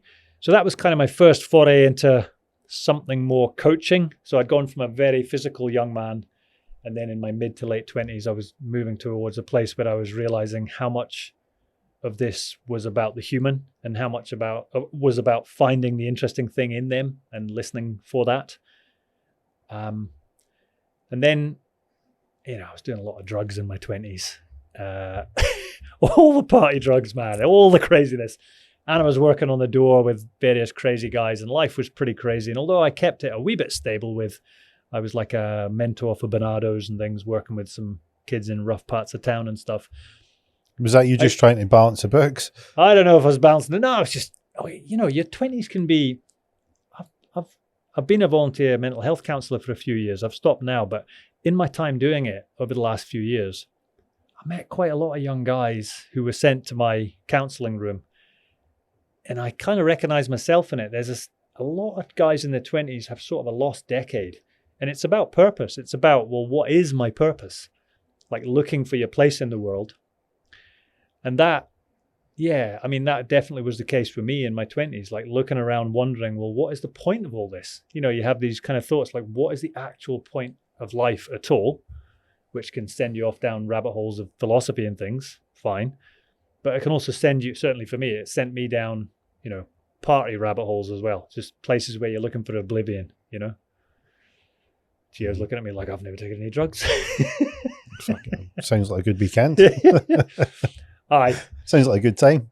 So, but it's that. What would you say? How long were you looking for purpose? Certainly that decade, 20 to 30 was. It doesn't sound like it was a decade. It sounds like that decade was conclusive that you were looking, but you might have been looking past that beyond that decade. Well, I think when purpose really hit me between the eyes was when my daughter was born. Like that felt finally purposeful.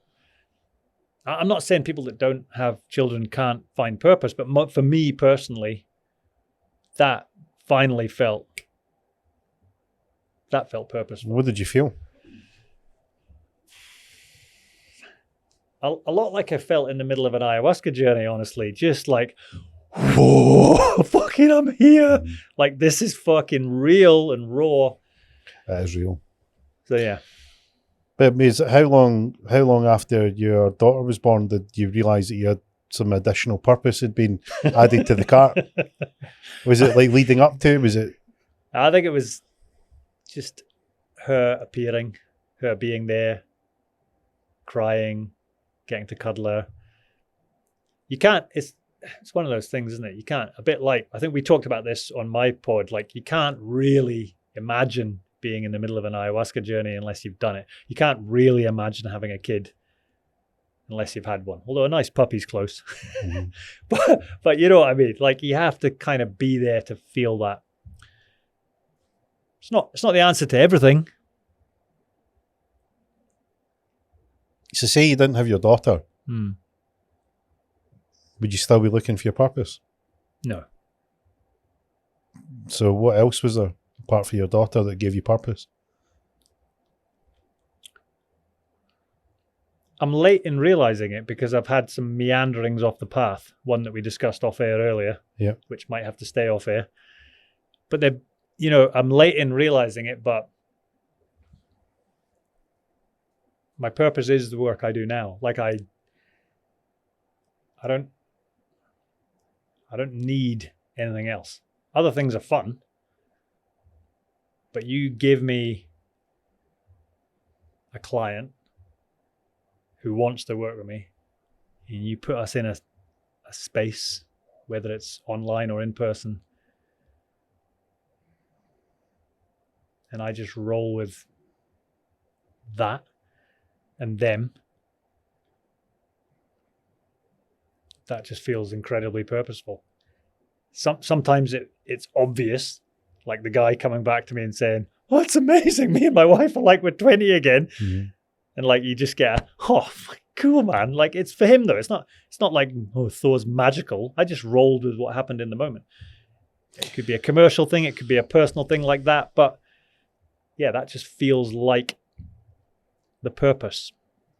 Right, so it's a case of you were on the doors, took a good amount of drugs, felt lost, built up some clientele, had a daughter, boom, I found purpose. No. I think there's some bits missing. There's some bits missing there. There's some There's quite a lot missing there. Yeah. So what else is there in there? Because there's something else in this mix. Oh yeah, there's loads in. Well, there's loads of lessons learned. Like taking so much drugs that when a life coach asked me, all the good ones, like when a life coach asked me, I had like one of the early life coaches, a guy called John Lavin, lovely guy, but he asked me, what would you do if you had all the money in the world? And I'm like, rock star. So I went off and got some singing lessons and recorded a few songs with a local guy just my ears are popping, hold on, in a music studio, which I thought, I've always thought I'd be a shit singer. You're a fucking walking midlife crisis, aren't you? Oh, yeah. But hold on. Let me get to the end of this. I actually ended up, a professional actually had listened to this later, this CD that I had, and he said, you know what, your voice is actually quite good, but there's a major problem with it. Do you know what it is? And I'm like, no, tell me. That's why I'm asking you. And he said, well, each of these songs is actually pretty good. But he says, but in that one you sound like whoever from Boyzone, in that one you sound like Robbie Williams, and in that one you sound like John Lennon or whatever the songs were. And he's like, so you're copying them, and you're a great copy, but it's not really you. Good point. Yeah. And so that's a good metaphor for me. Like I have learned that lesson. I don't copy people. I don't worry about, inverted commas, competitors. People say, I've got one at the moment, another lawyer in my inbox on LinkedIn, and she's saying, oh, aren't you worried about all these other people saying they're a coach and I'm really cynical about them and all this? And I'm like, that's cool. Like, you've messaged me and that's cool. Let's have a call. But no, I'm not worried. Like, I am me. What I do with a client is going to be very different to what someone else does. I just don't even think about them. I do not worry about that. Mm-hmm. Anyway, I haven't answered your question about how I got to that sense of purpose. Just other life experiences. So there was that singing thing, thinking, oh, that would be cool. And that was from being asked an open, empowering question. But I'm a guy that'll take action and try shit. So you say to me, can you fight? I'll go and join an MMA gym and fight. Let's see if I can fight. Mm-hmm. Sometimes I get filled in. This is one of those things though about MMA, isn't it? Even a shitty MMA fighter is worth keeping an eye on. I got into amateur acting stuff, amateur dramatic stuff, off the back of the same question, really. Did that for a couple of years. Ended up thinking, well, it might be cool to go and do some, I'm still a personal trainer at this time. I thought it might be cool to go and do some training somewhere. Started looking around, looking for places I could go and do a short course. I'm not so naive that I think, oh, I can be a famous actor. I'm going to go to LA and get a Academy Award. I started local, found a really good theatre group locally, started doing some improvisation stuff, really enjoyed it, totally in the moment, just really great. Kind of reminds me of coaching to some degree. Ended up applying for various drama schools, ended up in one in Sydney, Australia, lived in a house called The Zoo that they made a TV documentary about. Had some crazy times at the zoo. Remember getting chased up the street by this Finnish girl who wanted to fuck me after she drank a bottle of vodka. Happy days. Luckily, she didn't catch me. It sounds like Easter House. I'll take you apart from the Finnish part. What about the sunshine? There would need to be like a Glaswegian lassie that stole a Volvo or something like that. It would be like a Scandinavian link. But see, when you think, how did the land that you ended up being able to listen, where's that come from? That's not a male trait.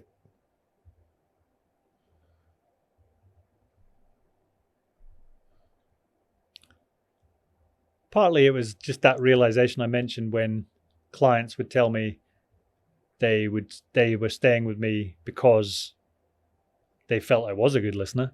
And then once you get a little bit of recognition for something, I guess recognition's a value for me. So once I got it was recognized by clients telling me that, then I realized there might be something in that. And then I learned more about it. And then over the years, I've realized what a beautiful thing it is to be listened to myself. When you run into someone who actually does listen to you and actually remembers what you say, at least a bit, that's actually pretty rare. So yeah, I guess it's a combination of realizing or having it recognized in me that I was listening more than average, say, and then working on it and just working on, or getting to a point where I realized at some point that everybody has some interesting parts to them. You'll get someone saying, oh, I can't believe you hang out with such and such. They're a bit X and they slag them off. And I was thinking, yeah, but have you ever really listened to them and just kept asking them questions? Because I've not actually found a person that doesn't have some interesting thoughts, ideas, whatever. So I've just become, obsessed is the wrong word. I mean, what's the positive word for obsessed? I've just become that, positively obsessed with. Obsessed seems to be one of the buzzwords. If you're obsessed with something, it seems to be quite good these days. I did a TEDx talk back in early as well, 2012, with a terrible hangover. Don't look it up, anyone. I didn't have a beard. It was awful, just awful. The TEDx talk went fine. The beard missing thing, that's not good. Thor without a beard looks like your modern studies teacher from high school. Yeah, you shaved your beard off. It was a tragic. It's not a good thing. Tragic choice. My point was about the TEDx talk, though. The title is something like "Coffee Shop Confidence," but the whole theme is about leaning into the awkwardness of asking a question and then just leaving that pause that you didn't leave. You filled it. Classic. There's power in it. Yeah, there is. If you're negotiating or if you're building a relationship or whatever it is, there's such power in just asking a thoughtful question and then actually waiting for the response. Have you ever noticed, I've been asked about the pause, and in fact, the guy that needs to be told that the sun shines out his arse, he says to me, why do you leave a pause when somebody asks you something or somebody's talking to you? I says, have you ever had a conversation where someone's already starting to say something and you're not finished yet? What does it make you feel like? How does it make you feel? I don't know. It says if they've already put in the chamber what they're going to say, how much are they actually listening to you? It says take that little time to just take in what they've said. You might have already listened, but it's sending the signal that you're listening to them. Mm-hmm. And that's the power of the pause. But it's not an easy thing to develop. It's not something that comes naturally to people. It seems to be that sort of pace that they want to operate at. It cuts out the ability to take everything in. And I think that they might take us, maybe they do, but whoever's on the other side of that, they get a disproportionate amount of reciprocation to how much they've been listened to based on that pause. I think that it's a really, really fine thing to have in your tool belt. But still, what I'm trying to get to here, Thor, is that if you've got it all dialed in, you found your purpose, you don't end up at ayahuasca's door. What made you think that ayahuasca might be the thing for you? So how did you get there? Yeah, that was, I would say that's less about kind of life and professional purpose, and it was more about a realization that I didn't have everything together in terms of my physicality. I'd had a situation with a cyst in my spine for a few years. It had had effects on relationships. It had had effects on me psychologically. And I was definitely open to something there. I had friends who had been involved in hallucinogenics that were kind of basically saying, ask for healing. But that's not what I did. I went there with an open mind and just set an intent to be more loving and kinder, because I had a feeling, and it's just a feeling, that the cyst somehow came from something a bit poisonous within me, whether it was not having grieved properly for certain key people that I've lost or we've lost, or whether it was other behavior that I'd indulged in. I just wasn't sure, but I felt there was something sort of a bit spiritual or a bit psychological anyway, whether we want to call it spiritual. Yeah, I'll call it spiritual. There was something a bit spiritual that I hadn't dealt with in some way, and I wondered if an ayahuasca journey might help me with that. So you went into it thinking that your physicality and problems with your cyst might have been a build-up of something unresolved or something not in a line with something inside or something you had dealt with. Yeah, because if you dig into how these cysts occur, medical science is at best unsure. And so who knows? The experts were telling me, we don't know how it got there. We don't know how it might or might not leave. We don't, basically a lot of don't knows. Mm-hmm. And there's quite a strong theory from my research that says it can be to do with unresolved grief. It's the body, having a response to psychological traumas or whatever. So yeah, I mean, it felt like it was definitely, it wasn't just worth a try. It just felt like something I had to do. I remember getting there and parking in a muddy field. Obviously, I'm not going to say where for obvious reasons. Somewhere in the Amazon, parking in a muddy field. And just thinking, I really should turn around and leave. The little bitch in my head was saying that. Yeah, but I've had a lifetime of little bitch in my head moments that I've gone and done the thing anyway. Mm. Trying stand-up comedy when I'm only moderately funny on a good day. That was overcoming my inner bitch a couple of times. Fighting in the ring when I was this skinny little hippie kid who got filled in plenty of times in my teenage years. Mm-hmm. It's the same thing, same principle. So I just know that something good is on the other side of getting past that inner bitch. So I carried on and went in. Did you have an idea of what they were? The unresolved parts? No, I don't think so. No, not really. Not before I went in. No, I didn't know that I needed to resolve my relationship with my mum. I didn't know that I was going to address my childhood in terms of seeing that hippie childhood that I secretly resented as a gift. No, I didn't know that how important they were going to be. And I definitely didn't know about the physical dance session that was going to happen, that was going to scare the shit out of me, but was going to come at just the right time because I'd already been taught the lesson about trust on the first journey. So in between the two journeys came this physical thing I had to do. And I'm standing there, shooting pains up my ass, vibrating groin, feet, from the cyst, compressing nerves, absolutely bricking myself. So what was the But first, knowing I before had you to got there, trust. what was the message you got first time round? Oh, in the first journey. Yeah, so you, Well, the you major said that you got a message from Yeah. the first journey. Well, it was about trust. It was about trusting the healers who, in my head, my paranoid tripping head, had decided they were like Jim Jones in the People's Temple and they were going to poison us all. That was where my brain was going.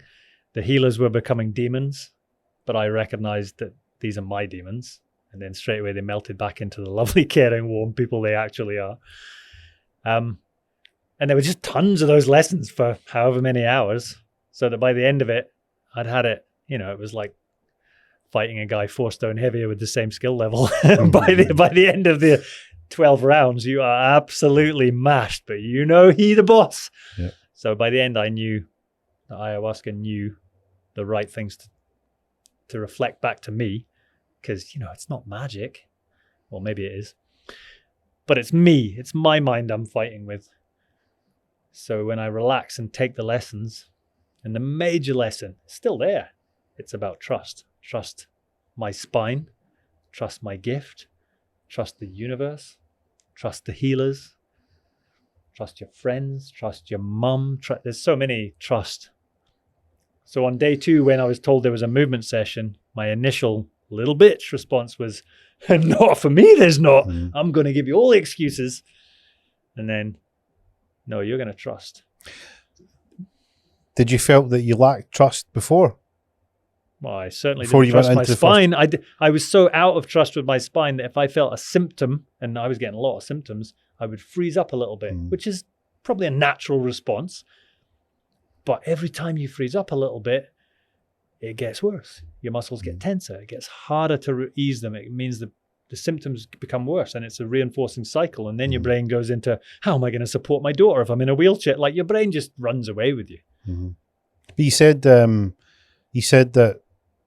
you thought the cyst was a build-up of unresolved things, and the first trip was, the message was trust. Yeah. And you might rightly or wrongly be deducing that you needed to trust things more than you were before. You were up to that point. Yeah. Not just the spine, because the spine was the manifestation of the lack of trust, if for lack of a better word. The trust was the thing that you needed to have more of. Not just that it was in your spine.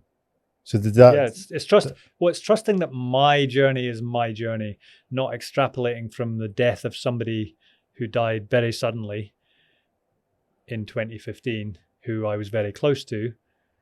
It's the realization, and I really had this realization on the second journey just recently, that was his journey, and he is a beautiful human being, just such a lovely guy, and standing room only, 600 people at his funeral for good reason, just an amazing human being. And realizing though that that's his journey, that's not my journey, and I don't get to control when I'll go, same as he didn't get to control when he went. All I get to control is how I interact with the people around me. The reason there were 600 people at his funeral is because he was such a kind, generous man, just an amazing human being and mentor to me and friend. So the combination of the two journeys have taken me to a place where I realize that I've got to trust that being the coach, best version of me, being the best listener, being the person that cares the most as I can, I'm not comparing to anyone else, that I will walk my journey and it will be okay. Which is no doubt someone listening to this who hasn't experienced that might be thinking, well, that sounds super cliched and pathetic. Okay, probably does externally. But when you get it in your heart, in your stomach, inside, it is super powerful, because it just allows me to relax, basically. That's what I mean by trust, is relax and realize that it's okay, dude. Like if your heart stops beating tomorrow, Thor, that's actually okay. That's not ideal. I don't want to die, but that level of trust that it will be, well, that'll have been my journey. So fill in the blank. You've done your first one, which was trust. Yeah. You got the perspective of your mum, the Happy Hutt, the upbringing, total change of, well, this was a gift. and you had to trust yourself more. Yeah. So you come out of there and you're faced with that healing dance healing. Yeah. What? Tell me about it. Just a movement session that became full on dance your heart out. Maybe for people that are listening, Rave. put them in your shoes. So you're faced with this rave, really physical activity. Yeah. You've just been tripping balls, Yeah. right? And you've had a really deep, profound perspective shift on your entire life. It's not an easy lift. You've came out of there and you've got a spinal injury. Yeah. You've got a spinal cyst, which is causing you problems. You're tense, you're worried, numb feet, tingling in the groin. And now you're faced with the choice. The choice is trust or not trust, take part, or stay sidelined. You're faced with the choice. So what did you do? Well, I mean, you take the trust and you start moving. But as I started moving, the discomfort and the shooting pains increased to begin with. And I just kept being like, yeah, but I'm trusting. So I just kept going and doing the things that the instructor was asking us to do. Yeah. And then in the end, it moved into a dance session. So it began with just movements and mobilizing, and that's where I was getting a lot of this discomfort. And then once we were into the dance piece, I had an ego death where I basically went to the place emotionally on no drugs at this point, on no medicine. In the dancing piece? Yeah, man. I went to a place where I was in a wheelchair, unable to function, only had like Stephen Hawking level function, like able to talk in some approximation and listen in some approximation. That was it. And in that place, I had like a mini breakdown when I was just pouring with tears and just racked with the grief of losing all that physicality. Because I love dancing. I'm not an amazing dancer, but man, do I love dancing. That's what I loved about ecstasy in my 20s. Just that feeling that you could dance, like not give a damn what anyone thought. And that's how I was dancing, though, on nothing. I was dancing like I didn't care what anyone thought. It was just such a cool feeling. But as I was experiencing that feeling, I was in a place where I knew that the cyst could take me, which is in a wheelchair. And so I was just pouring with tears and just grieving for that theoretical lost function. And this is while you're doing the dance? Yeah, man. Yeah, that's in the dance. Because it's not a disco. You're not dancing with other people. Yeah, you're in a space with other people, but no one's, it's your journey. Same as the ayahuasca journey. It's your journey. You've been asked by the healers not to interfere in other people's journeys, and people respected that. Nobody's in your face. Nobody's like, hey, you want a boogie? Like, it's just not like that. You're totally in your own zone. So that's where I ended up. And I guess 90 minutes later, pouring with sweat, all cried out. Yeah. Did you feel that you purged? Oh man, yeah. It was amazing. It Let was it all one of the out. most powerful things from the weekend, even when you've had that amazing plant medicine visions, all the visuals, all the stuff from ayahuasca. That was still so profound, because now I've got 3 always be's, right? You know, the always be closing thing. For me, it's always be coaching, always be dancing. So now my response to any kind of physical symptom in my back is, yeah, come on, let's fucking dance. And I just start moving and start dancing. I'll be on a Teams call with an MD of an oil company. I'll be like, excuse me, dude, I got to dance. I'm still listening. I'll drop into some dad dancing. People think it's hilarious, and I'm still focused on them. But that's what I do when I get a symptom. So always be coaching, always be dancing, and always be, can you guess the third one? Laughing. Life mantra. Yeah, but always be Love. shagging. Always be loving. Shagging, loving, laughing. Yeah, we could have a few of them. That's what happens when you cut out the porn. You're just man. fucking insatiably driven to ride. Yeah. It is an amazing thing. Yeah. Should try it, people. If anyone's watching this and doubting us, just try it for a couple of weeks and you see. look there. Tell them at the camera. They can look into my... look into your eyes. Look into your... Quit the porn. So see, when that's pretty powerful. You had the ego death during the dance. While we're on that first ayahuasca journey cured me of any interest in porn. I mean, just gone. Snap. What happened? Gone. Just, it literally switched off like a tap. Like before that, like many guys, anyone that says, oh, I've never looked at porn. Really? I've got Christian friends, Muslim friends practicing who admit to me they've got a problem with porn. Never mind that they just look at it. These are guys that have admitted in a deep conversation, yeah, dude, I've got a problem with it. Like I can't stop.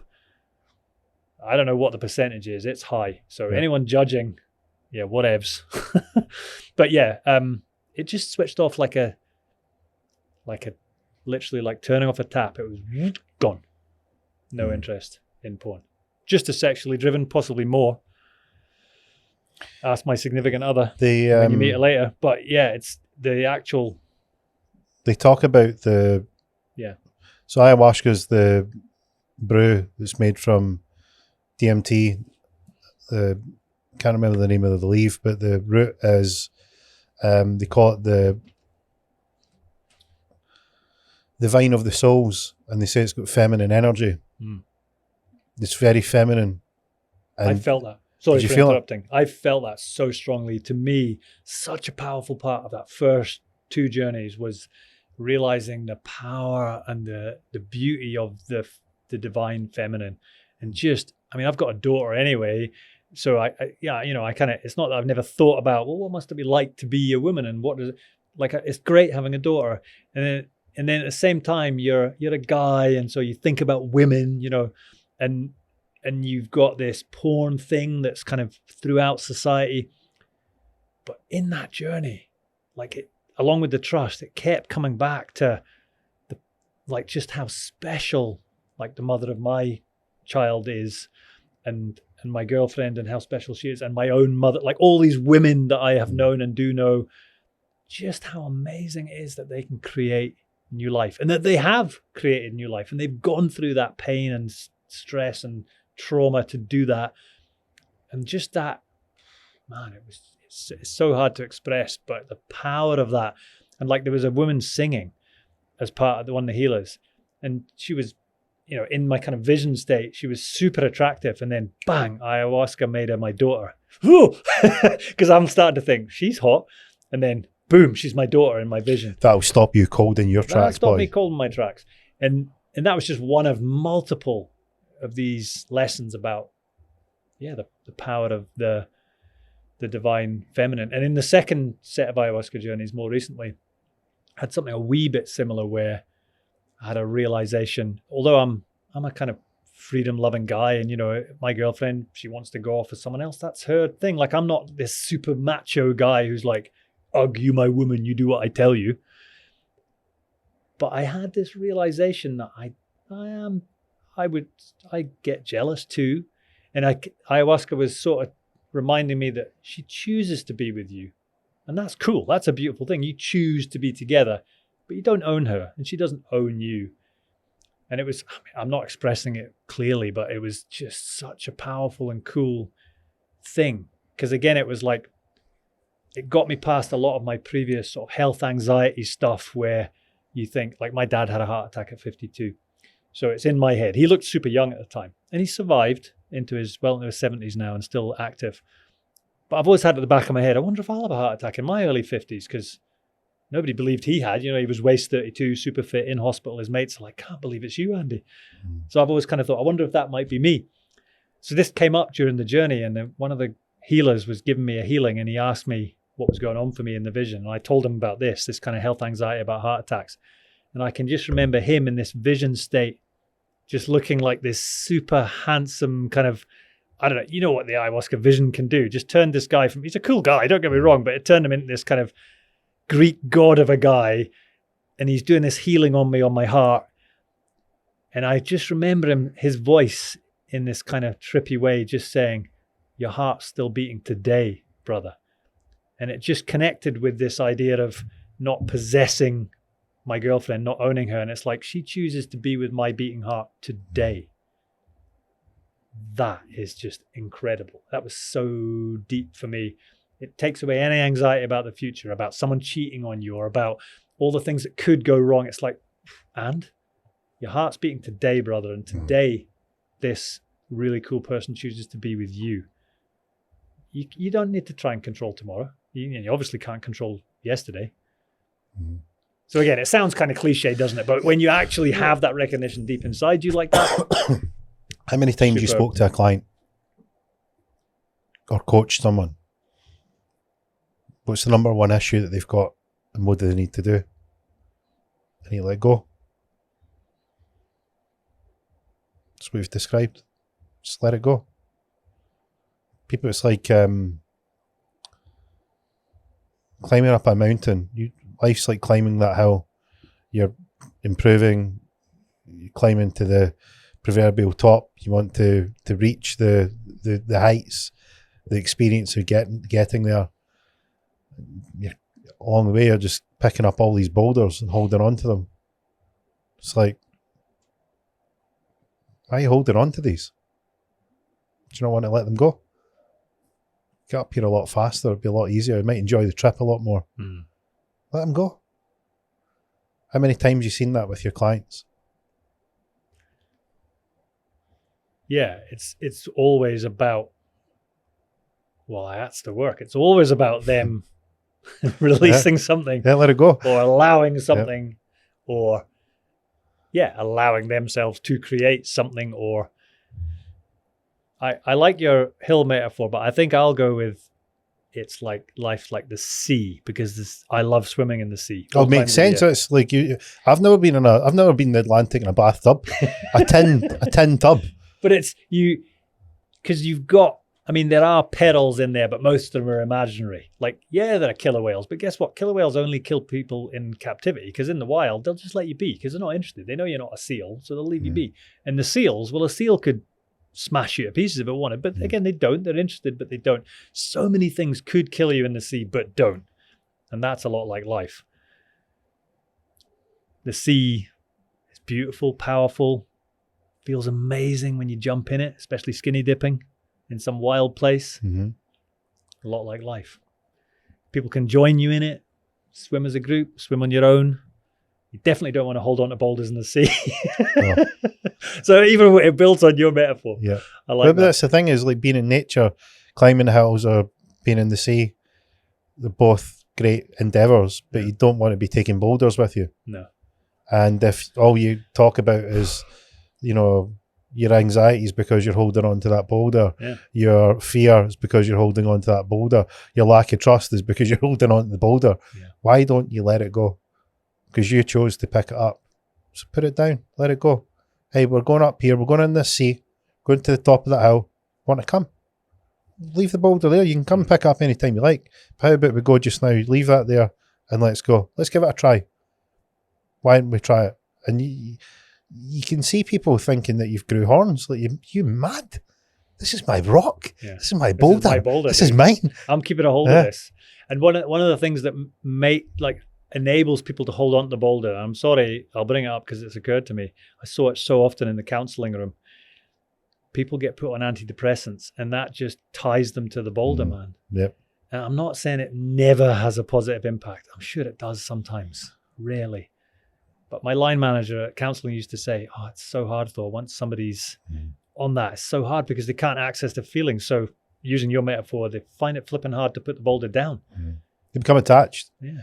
They develop the attachment. Yeah.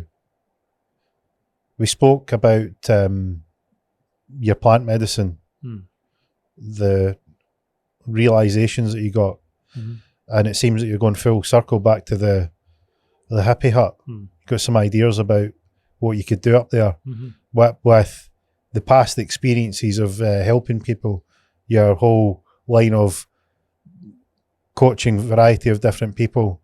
It's it seems that it's ending up full circle. What plans you got for up at the Happy Hutt?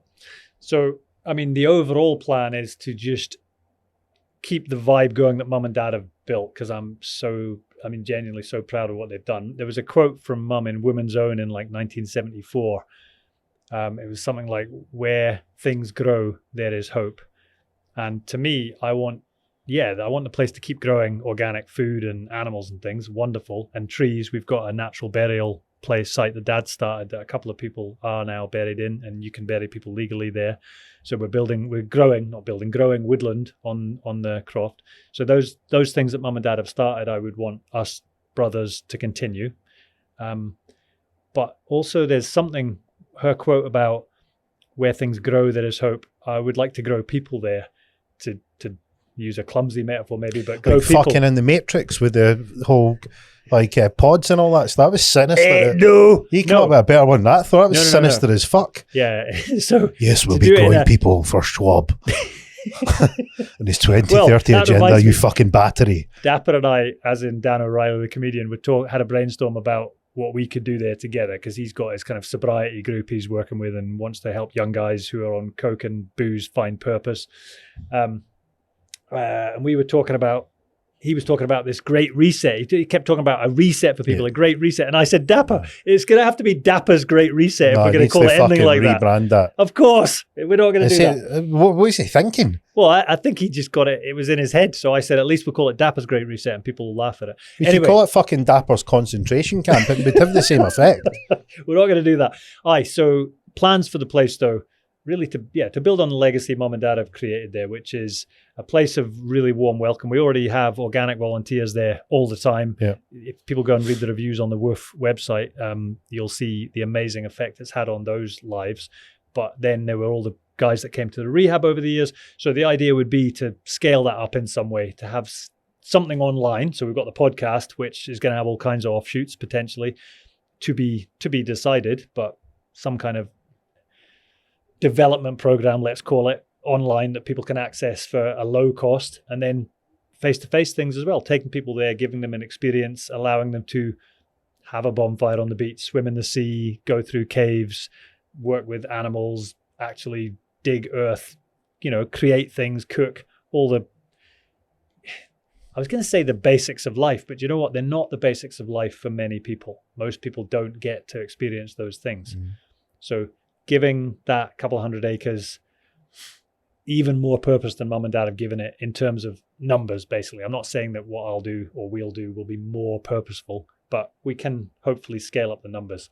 They've never had an interest in, for example, social media, although they've been on plenty of TV shows over the years. Mum and Dad were on Ben Fogel's show a couple of years ago now, Spiritual Islands. They were interviewed.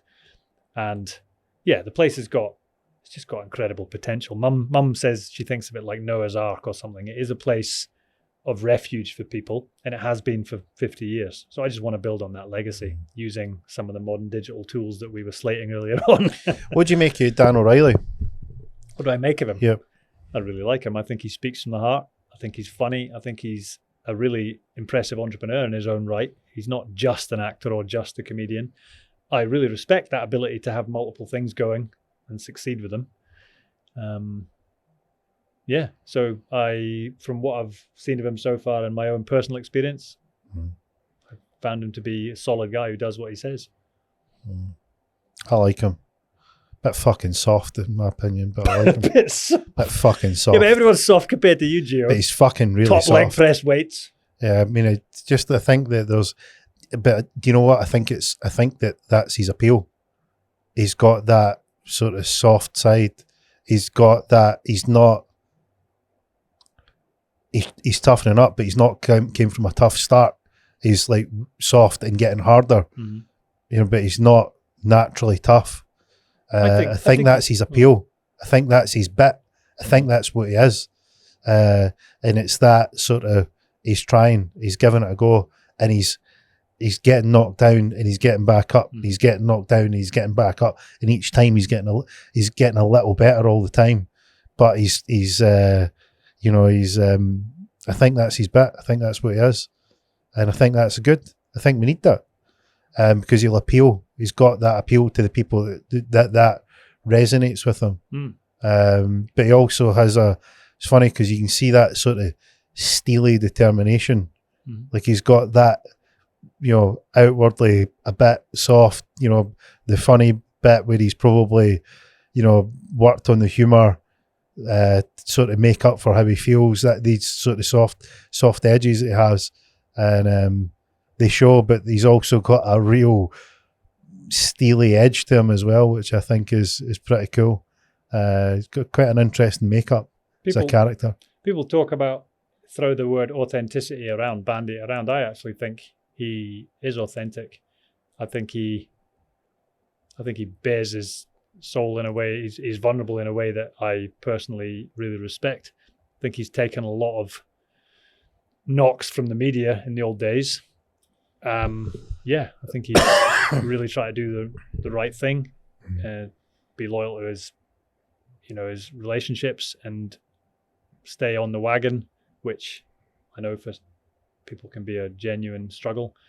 And he's helping a lot of people. Like he's got his podcast, Menace to Sobriety. He's got his men's Facebook group. Yeah, he's helping a lot of people. I would aspire to help as many people, honestly. So yeah, if there are people like him that are willing to talk with me and look at ways that we can combine resources and use the Croft, Northhouse Croft, at Northhouse Croft on Instagram. Good plug there. Very nice. At Thor's Hippie Hut. Yeah.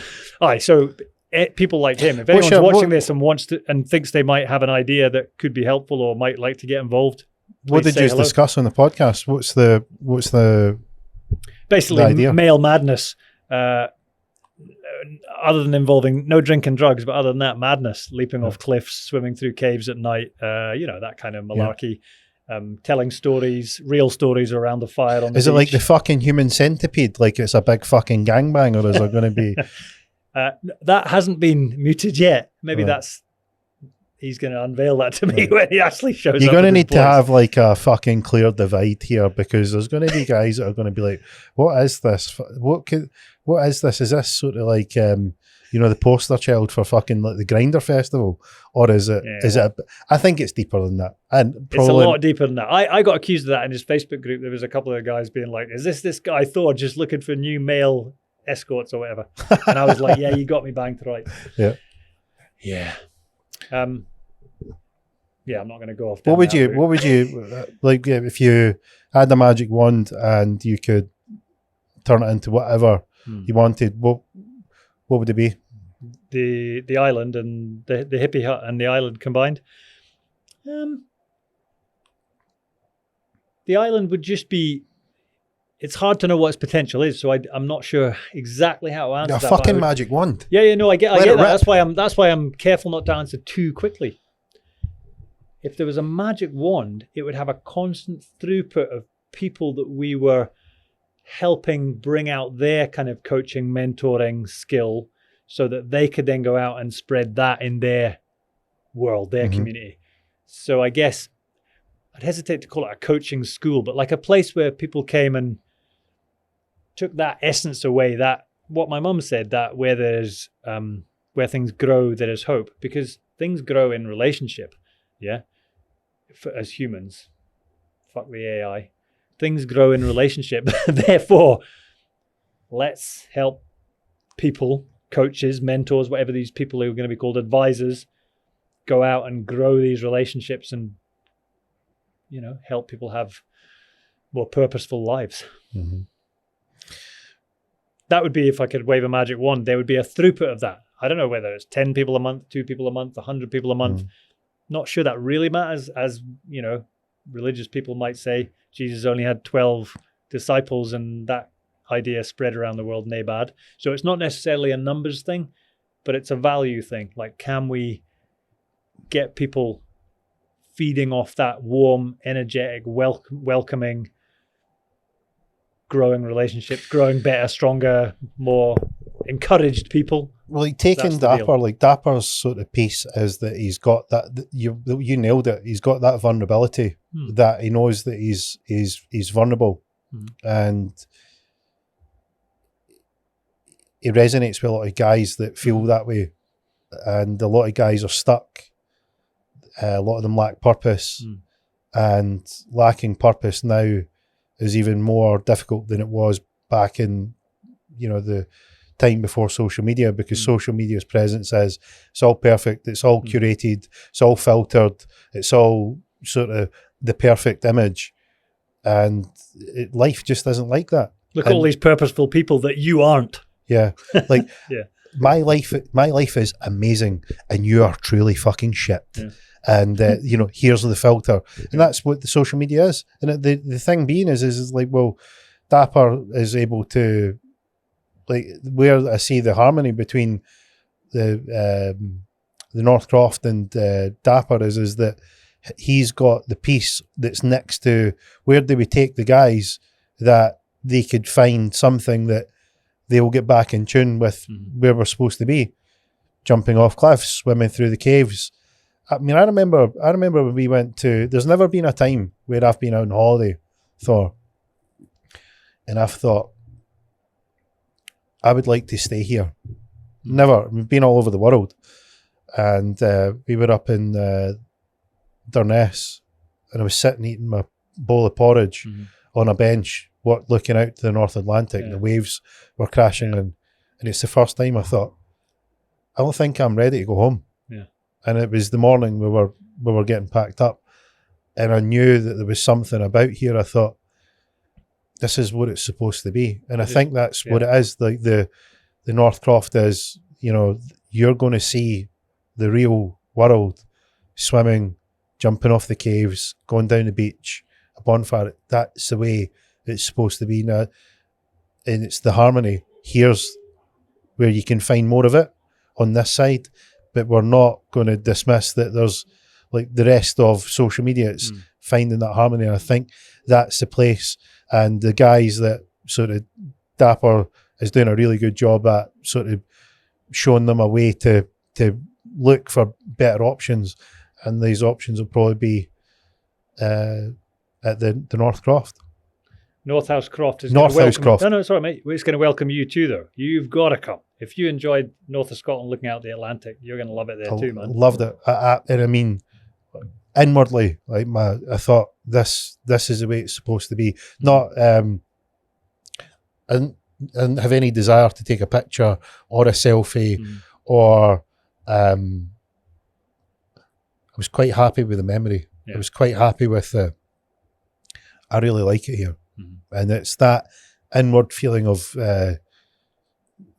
peace, fulfillment, gratitude that I was able to be there, that someone had put their property on Airbnb that we could borrow, and that they, just the whole thing, being able to take my family, my kids there, and I thought, I think this is the way it's supposed to be. So if that was on the mainland, I can't imagine the power and magic that is in the island, because it must be even greater out there, just with the history and because that's the thing, you pick up on hey, this is not 40 years ago.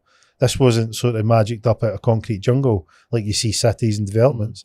It's like, this is real. This is like, they dug stone out of a quarry and they built these sort of croft houses, and there's archaeological digs for sort of all the history that's there. It's magical.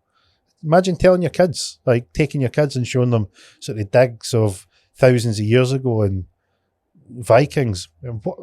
No need to imagine. You can come up Easter, lambing time. Next summer, we'll get you guys up. There with bells on. The kids would love it. What magic that is as a kid. You knew. Yeah. And you resented it. Well, no. I resented it later, not at the time. As a kid, it was amazing. It was only later, probably in my purposeless 20s, when there would have been the resentment would set in. It built. So what's next for you? Buy a new dinner. Good start. That's a good start. What you got planned in the future? Getting the right guests involved in Happy Hutt is a big part of the future. Celebrating my 50th as my heart beats, going to Poland for the first time in a week's time. Never been, even though I'm quarter Polish. My granddad's from there. My mum was brought up there for years. Only spoke Polish when she came to the UK. You'd never believe it if you met my mum. She sounds really posh English, but she's, just living one day at a time, honestly. Like, I'm not, because of those two journeys and the people that I'm surrounding myself with, I'm pretty chilled about the future. So when you say what's next, it's like, I know what's next, like in the next short period of time. If you were to give me the old, what's your 5-year goals? I'd be like, yeah, they're pish. Yeah. They are pish. See, when somebody says to you, what's your 5-year plan? Fucking bit of me dies inside. Yeah. It's like a business plan. It's like nobody reads them. Nobody reads business plans. People meticulously, it's like nobody is interested about like how good your spreadsheet is. No. And it's that bit where it's like we're finding the connection, what's real. People think there's a formula to it. Put this in your CV, put this in your business plan, have a 5-year plan. It's hollow, it's superficial. Yeah. You know, and like you're finding with all your tales of your clients is you're able to go beneath the surface, and you're doing a housekeeping with them. You're tidying it up. You're showing them what was good. You're dusting off what they forgot about. You're taking out the rubbish of the stuff that really shouldn't be there. You're telling them to drop their boulders.